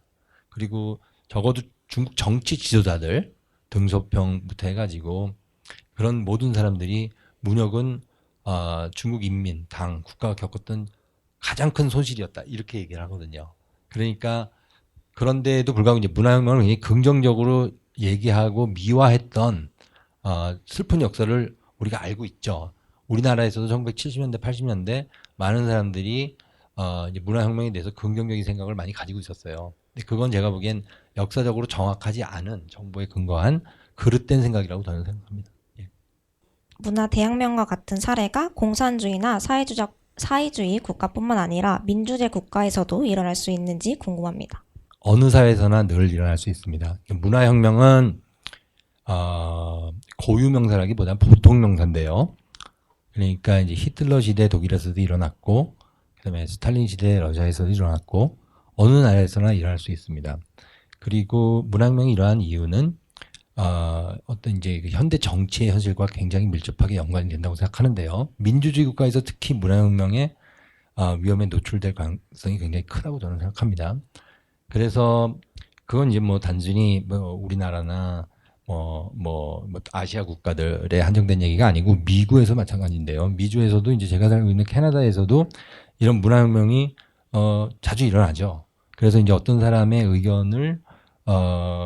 의견이 자기 마음에 안 들으면 그걸 이제 논리적으로 비판하기보다 그 사람의 발언권을 뺏어버리다든지 아니면 마녀 사냥을 통해서 그 사람을 매장시켜버리는 이런 식의 움직임이 어느 사회나 있습니다. 그래서 제가 보기에는 중국의 경우는 가장 극단적으로 일어난 사례이고 그 극단적 사회를 통해서 우리가 살고 있는 오늘날 현실을 우리가 거울을 통해서 우리 얼굴을 보듯이 반추해 볼 수 있는 그런 계기가 되지 않나 그렇게 생각하고 있습니다. 덩샤오핑의 천안문 사태와 마오쩌둥의 문화 대혁명은 서로 비슷한 점이 많다고 생각하는데요.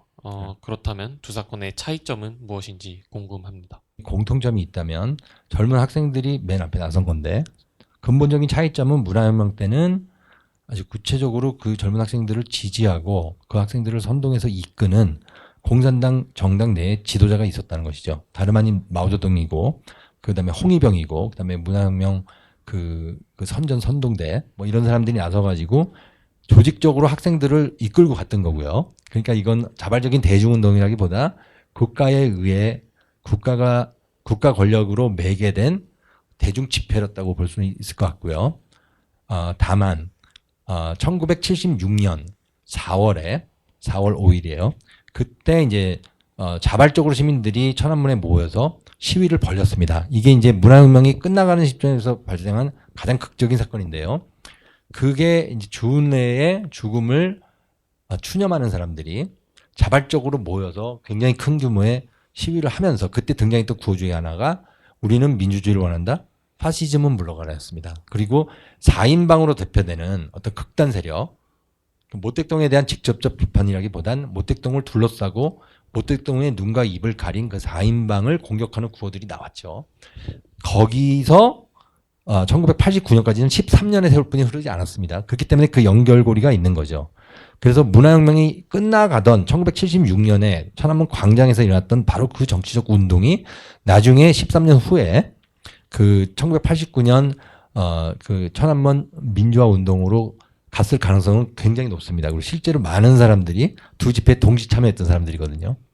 그래서 그런 식의 연결점은 분명히 있고 그리고 이제 문혁이 대중운동이다 보니까 사람들이 기억을 하는 거죠. 그러니까 광장에 나가서 정치 집회를 할 수 있다는 것 그리고 그게 국민의 기본권으로 헌법에 보장돼 있다는 것 알고 그러니까 중국 지도부에서는 두려웠던 거죠. 이게 문혁 같은 사태로 발생할 수 있다는 거. 그래서 과감하게 탱크를 집어넣어서 진압을 해버리는 게 낫다고 판단을 했던 것 같아요. 그런 면에서 굉장히 두 사건이 다른 것 같으면서도 연결점이 많죠. 그걸 우리가 좀 더 깊이 공부해 봐야 된다고 생각합니다. 현재 시진핑이 장기 집권할 것으로 예상되며 최첨단 디지털 감시 체제를 이용해 인민을 감시하고 10대는 시진핑 사상을 배우며 애국주의로 무장하고 있습니다. 이러한 시진핑의 행보들이 마오쩌둥의 문혁과 비슷한 길을 걷고 있다는 생각이 드는데요. 네. 두 주석의 비교를 통한 시진핑 정권에 대해서 어떻게 생각하시는지 궁금합니다. 천안문 대학살을 감행한 이후에 전 중국 인민을 커다란 방에다 집어넣고 문 2개가 있는 커다란 방으로 넣었다 그래요. 하나는 정치적 자유화의 길을 갈 것인지 아니면 정치적 자유가 없는 경제적 번영의 길을 갈 것인지 니네가 선택해서 들어가라. 정치적 자유의 길을 가면 그때부터 억압을 당하고 숙청을 당하고 그리고 경제적 자유도 누릴 수 없는 그런 참혹한 생활이니까 사람들은 전부 다 등 떠밀리듯이 그 경제적 번영의 길로 갔죠. 그럼에도 불구하고 그 리더십이 상당히 어느 정도는 좀 유연성을 발휘하기도 했습니다. 그러니까 90년대랑 2000년대를 보면. 그래서 중국 사람들이 보면 후진타오 시대가 등소평 시대보다 시진핑 시대보다 훨씬 더 자유로웠다 이런 얘기들 많이 해요. 근데 이제 시진핑은 제가 보기에 아주 구체적으로 모택동 시대를 머리에 염두하고 있는 것 같습니다. 그러니까 모택동을 비판하기보다는 그러니까 모택동이 가지고 있는 긍정적인 요소를 강조를 하고요. 그리고 이 사람이 이제 바로 작년이죠. 그러니까 공산당 100주년을 맞아서 중국몽이란 걸 구체적으로 설명했는데 시진핑이 설명한 중국몽은 다름 아닌 위대한 중국 인민의 위대한 중화 민족의 부흥입니다. 사회주의적 평등 사회를 만든다든지 아니면 공산주의적 이성을 실현한다는 그런 구호를 내걸기보단 중화 민족의 위대한 부흥이라는 어떤 이제 국민당의 구호 같은 걸 내건 거죠. 그래서 이게 아주 재미난데 그러면서 이제 강력하게 이 사람이 그 중국 공산당의 정치 권력을 강화시키고 유지하려는 제스처를 취하고 있습니다. 그런 면에서 이 사람은 정치적 통일을 이뤄야 된다는 강력한 동기가 있는 것 같고 정치적 통일을 이루기 위해선 모택동에서 시진핑으로 이어지는 중국 공산당의 영도 체계를 더 정당화해야 된다는 압박을 받는 것 같아요. 그리고 실제로는 이제 이게 미중 관계가 본격적으로 이제 갈등 관계로 치달으면서 전 세계 질서가 재편되는 듯한 분위기가 있거든요.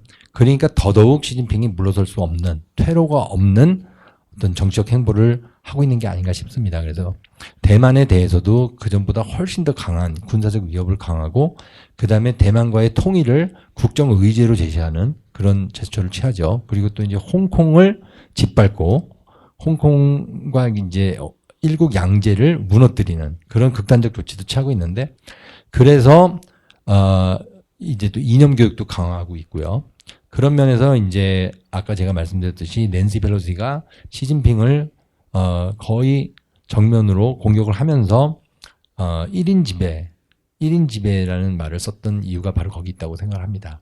그래서 이제 앞으로 헤쳐가야 될 길이 굉장히 많고 시진핑 자체가 과연 이 위기를 극복할 수 있을지 전 세계 사람들이 예의주시하고 있다고 생각합니다. 반개혁파를 숙청하는 과정에서 많은 중국의 전통 문화가 구습으로 몰렸는데 이것이 이후 중국이 주도하고 있는 동북 공정과 같은 여러 방면의 공정에 영향을 끼치고 있는지에 대해 교수님의 생각을 듣고 싶습니다. 모택동은 기본적으로 혁명가였습니다. 혁명가란 사람들은 제가 보기엔 도박 근성이 있다고 생각하는데요. 제가 지금 모든 것을 걸어서 사회를 한 번에 일시적으로 바꾸고 싶어하는 어떤 조급한 욕망을 가지고 있죠. 그래서 모택동의 어록을 보면 상당히 성급하다는 인상을 받습니다. 예를 들면 15년 내에 영국을 앞지르고 15년 내에 미국을 앞질러서 세계 최강의 나라가 되겠다. 사람들이 가지고 있었던 전통적인 관념과 부딪히죠. 그랬더니 이 사람이 찾아낸 출로가 뭐냐면 낡은 모든 것을 파괴하라는 거였습니다. 그래서 파사구라는 얘기가 나오는데 낡은 관습, 낡은 문화, 낡은 습관, 낡은 전통을 전부 다 없애버리라 그랬죠. 가장 극적으로는 산동에 가서 그 공자의 생가가 있는 곡부에 가서 무덤을 파헤치는 사건들인데요. 그리고 뭐 예를 들면 제가 여행을 하면서 보니까 내몽고 같은 데까지도 그 절마다 있었던 이제 불상 같은 게 전부 다 파괴되고 그러니까 낡은 모든 것은 다 때려 부셔버리는 그런 선동을 통해서 사람들을 더 규합을 하고 자기가 원하는 혁명 방향으로 가려고 했던 것이죠. 이게 이제 이게 아주 그 문혁 시절의 어떤 벤달리즘이라고 할 수가 있는데 이게 엄청난 어떤 정신적 황폐를 가져왔죠. 그래서 역으로 또 중국 사람들이 그 이후에 고전 문화를 찾으려는 노력도 굉장히 많이 했습니다. 방금 이제 동북 공정이라든지 이런 말씀하셨는데 이게 또 그러니까 문혁 때는 그 당시에는 중화 민족의 위대한 부흥 같은 거는 별로 없었어요. 오히려 계급투쟁. 죽을 때까지 계급투쟁을 잊지 말라 그랬는데 요즘에 와서는 계급투쟁을 강조할 수 없는 중국의 현실이 있거든요. 왜냐하면 계급 분화가 너무나 극심하게 진행이 돼서 그러다 보니까 민족을 들고 나옵니다. 그 민족을 들고 나와서 그게 역사에 적용되면 동북 공정 같은 그런 어떤 쇼비니스틱한 역사 해석으로 발전하는 거죠. 그게 이제 우리가 보는 중국의 이중적 모습인 것 같습니다.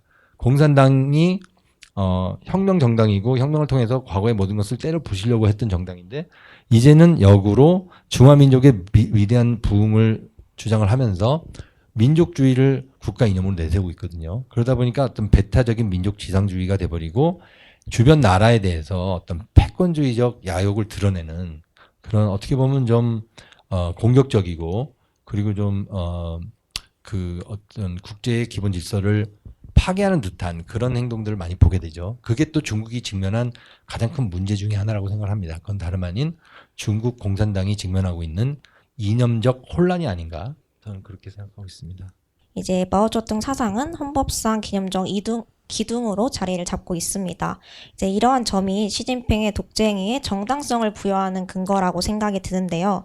하지만 또 이제 마오쩌둥의 사상을 부인하면 국가의 지도 이념 자체가 흔들려 일당 독재 체제 유지가 힘들 것 같다는 생각도 동시에 듭니다.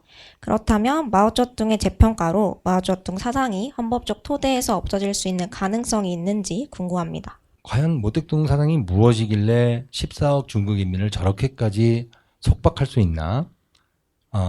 우리가 자유주의 사상을 아는 사람들 입장에서 보면 사상의 다양성, 그다음에 사상의 자유, 그럼 자유로운 토론. 그래서 모든 우상을 다 파괴하고 새로운 생각을 만들어내는 그 개개인의 정신적 창의성, 창발성이 중요하다고 우리는 믿고 있는데 중국에서 태어났으면은 모택동을 일단 신처럼 받아들여야 되거든요. 근데 그 교육이 굉장히 강합니다. 우리가 생각하는 것보다. 그럼 이 사람들이 모택동이 과연 중국 사람들한테 무엇을 주었는지 우리가 여러 가지로 생각을 해봐야 되는데 모택동이 기본적으로 평범한 농민으로 태어나가지고 혁명 지도자가 됐고 중국이 계속 그 어떤 100년의 국치를 경험하면서 외세에 시달려가지고 분열에 분열을 거듭하고 또 내전에 내전을 거듭하고 이런 상황을 종식을 했거든요. 그래서 중국 사람들이 모택동을 영웅으로 생각하는 이유는 어쨌든 모택동에 의해서 중화인민공화국이 만들어지고 중화인민공화국 내에서는 전쟁은 더 이상 없다. 뭐 이런 식의 믿음이 있는 거죠. 그러니까 중국이 분열될 수 있었고 중국이 실제로 1916년부터 26년 뭐 그동안에 굉장히 많은 이제 그 군벌 국가들로 완전히 쪼개져 가지고 전쟁을 했는데 그런 분열상이 없어지고 통일된 중국을 만들었다는 게 일단 1차적으로 모택동의 공헌이라고 생각하는 것 같아요. 그리고 나서 모택동에 저질렀던 과오에 대해서는 교묘하게 빠져나갑니다. 그러니까 공로도 있고 과오도 있다. 중국 사람들 표현면 요 마오뚱, 요 공라오 이렇게 얘기를 하는데 모순도 있지만 공로도 있었다 그러면서 뭐 7알이 공로였고 3알이 과오였다 이렇게 얘기를 하기도 하지만 그거는 근거는 없는 얘기예요. 그러니까 등소평도 그렇게 얘기하지 않았고 제 책에서 제가 설명을 해놨습니다. 근데 어쨌든 그럼 모택동 사상이 진짜 뭔지를 우리가 좀 구체적으로 들어가서 봐야 되는데 그게 이념적으로 굉장히 빈곤하다는 생각을 안 해야 할 수가 없어요. 그러니까 모택동이 정말 중국 14억 인구를 이끌고 갈 정도의 심오한 사상을 가진 사람이었나. 그 모택동 사상을 공부를 하면 중국 사람들이 더 사상적으로 윤택해지고 정신적으로 자유로워질 수 있는가. 그렇게 보면 그건 아니거든요. 그래서 중국 사람들도 다 압니다. 그러니까 모택동이 굉장히 과장되고 신격화되고 그 인격지심 속에 들어가 있기 때문에 중국 사람들이 자유롭지 못하다는 걸 아는데 정치적으로 버릴 수는 없는 거죠. 그게 제가 보기에 중국이 직면한 이념적 모순이고 이념적 혼란이라고 생각을 합니다. 좋은 질문을 주셨는데 과연 앞으로의 중국이 언제 모택동을 극복을 하고 새로운 사상을 받아들일 수 있을지 우리가 좀 지켜봐야 되는데 아직까지는 아닌 것 같아요. 근데 적어도 홍콩에서 방귀를 들었던 학생들은 구호를 천멸중공이라는 구호까지 들고 나왔습니다. 그러니까 하늘은 중국 공산당을 멸할 것이다 이런 구호인데요. 굉장히 무시무시한 구호죠. 그러니까 그런 사람들도 중국의 일부로 있는 겁니다 지금. 그러니까 이 긴장은 여전히 존재하고 있는 것이고 앞으로도 어떤 방식으로든지 전개가 될 것 같아요. 그리고 실제로 중국의 뭐 북경대라든지 청와대에 있는 법학자들 중에는 중국 헌법의 모순을 지적을 하면서 어떤 한 사람의 인격을 한 사람의 사상을 헌법적 근거로 삼는 것이 얼마나 조악하고 얼마나 유치한 발상인지를 비판하는 사람들이 있습니다. 이런 사람들이 어떤 그 헌법 사상가로서 그 이제 모택동 비판의 선두에 서 있는 사람들이라고 할 수가 있는데요. 아직까지 이 사람들이 다수 여론을 지배하지는 못하고 있고요.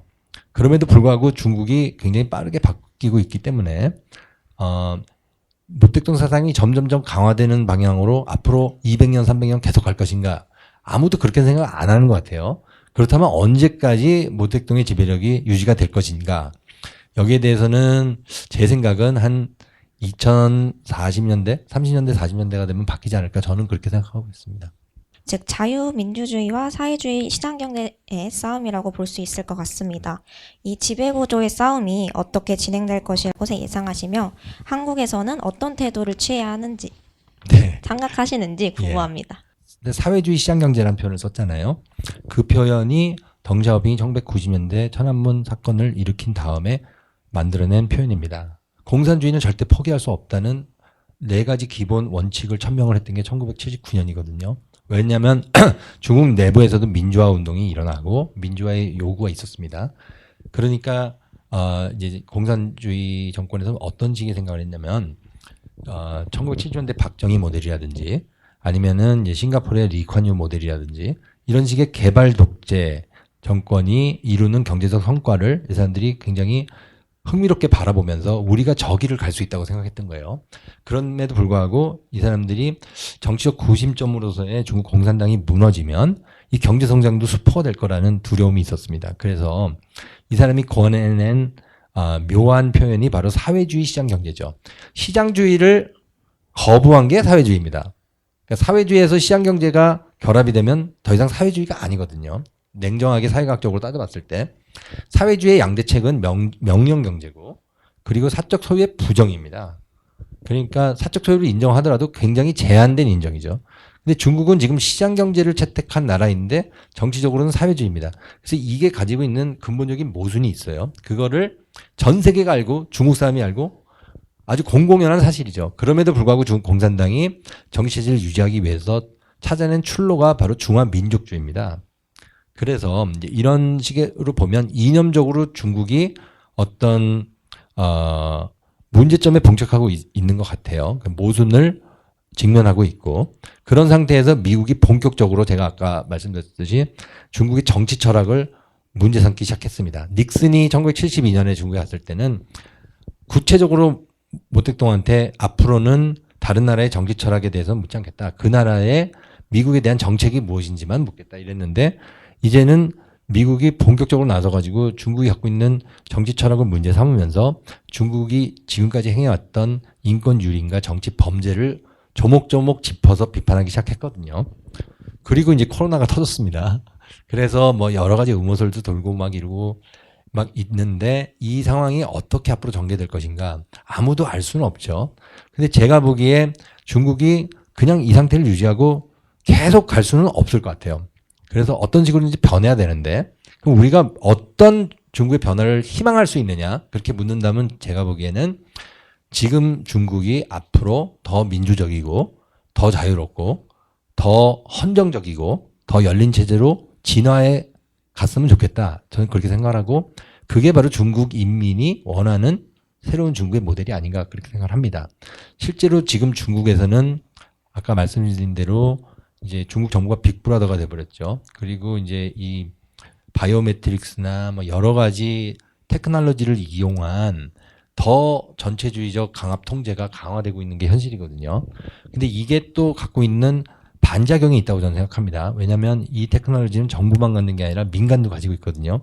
제가 이제 중국에 가서 절강대학에 갔는데 한 박사학정 학생이 멀쩡히 구글 검색을 하고 있더라고요. 그래서 어떻게 구글을 사용을 하느냐 물었더니 뭐 이렇게 소프트웨어를 자기네가 깔면 된다 그래요.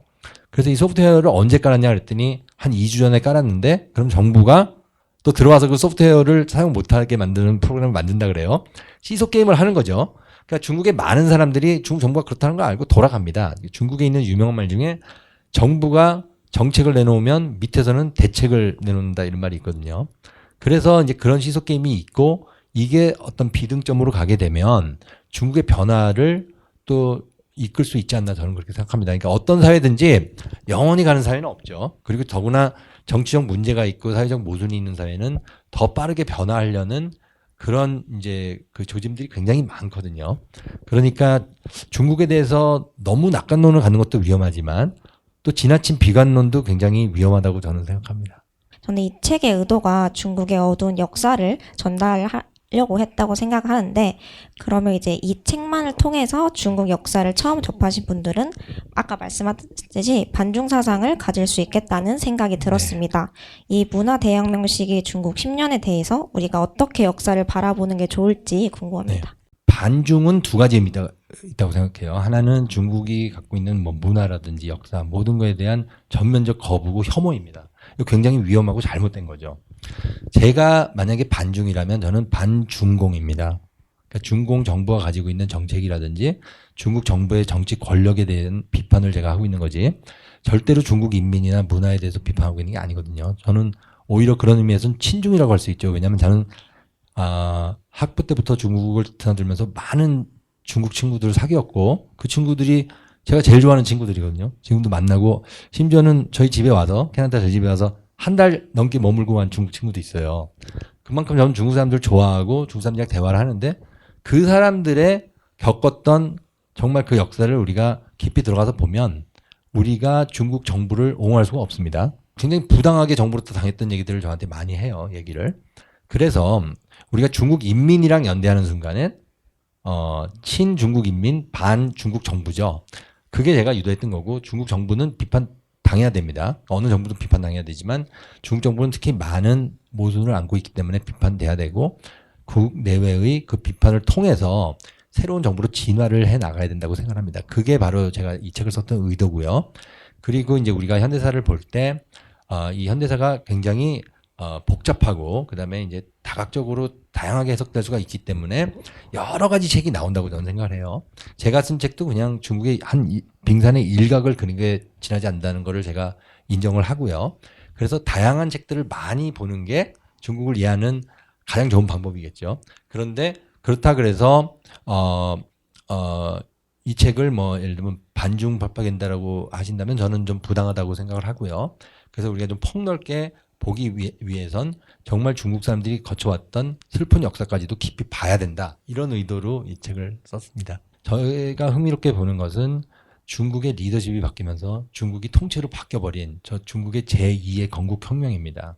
그리고 또 그 과정에서 민주화의 요구가 일어났고, 그 요구를 압살하고 여태까지 끌고 왔던 그 슬픈 역사인데, 이것을 이제 그 중국 인민들의 그 실제 목소리를 통해서 그려내고 있고, 그렇게 되면 1948년부터 거의 오늘에 이르기까지 우리가 중국을 이해하는데 좀 도움이 될 만한 지침서를 제가 완성하게 되지 않을까, 이 정도 생각을 하고 이 책을 계속 써나가고 있습니다.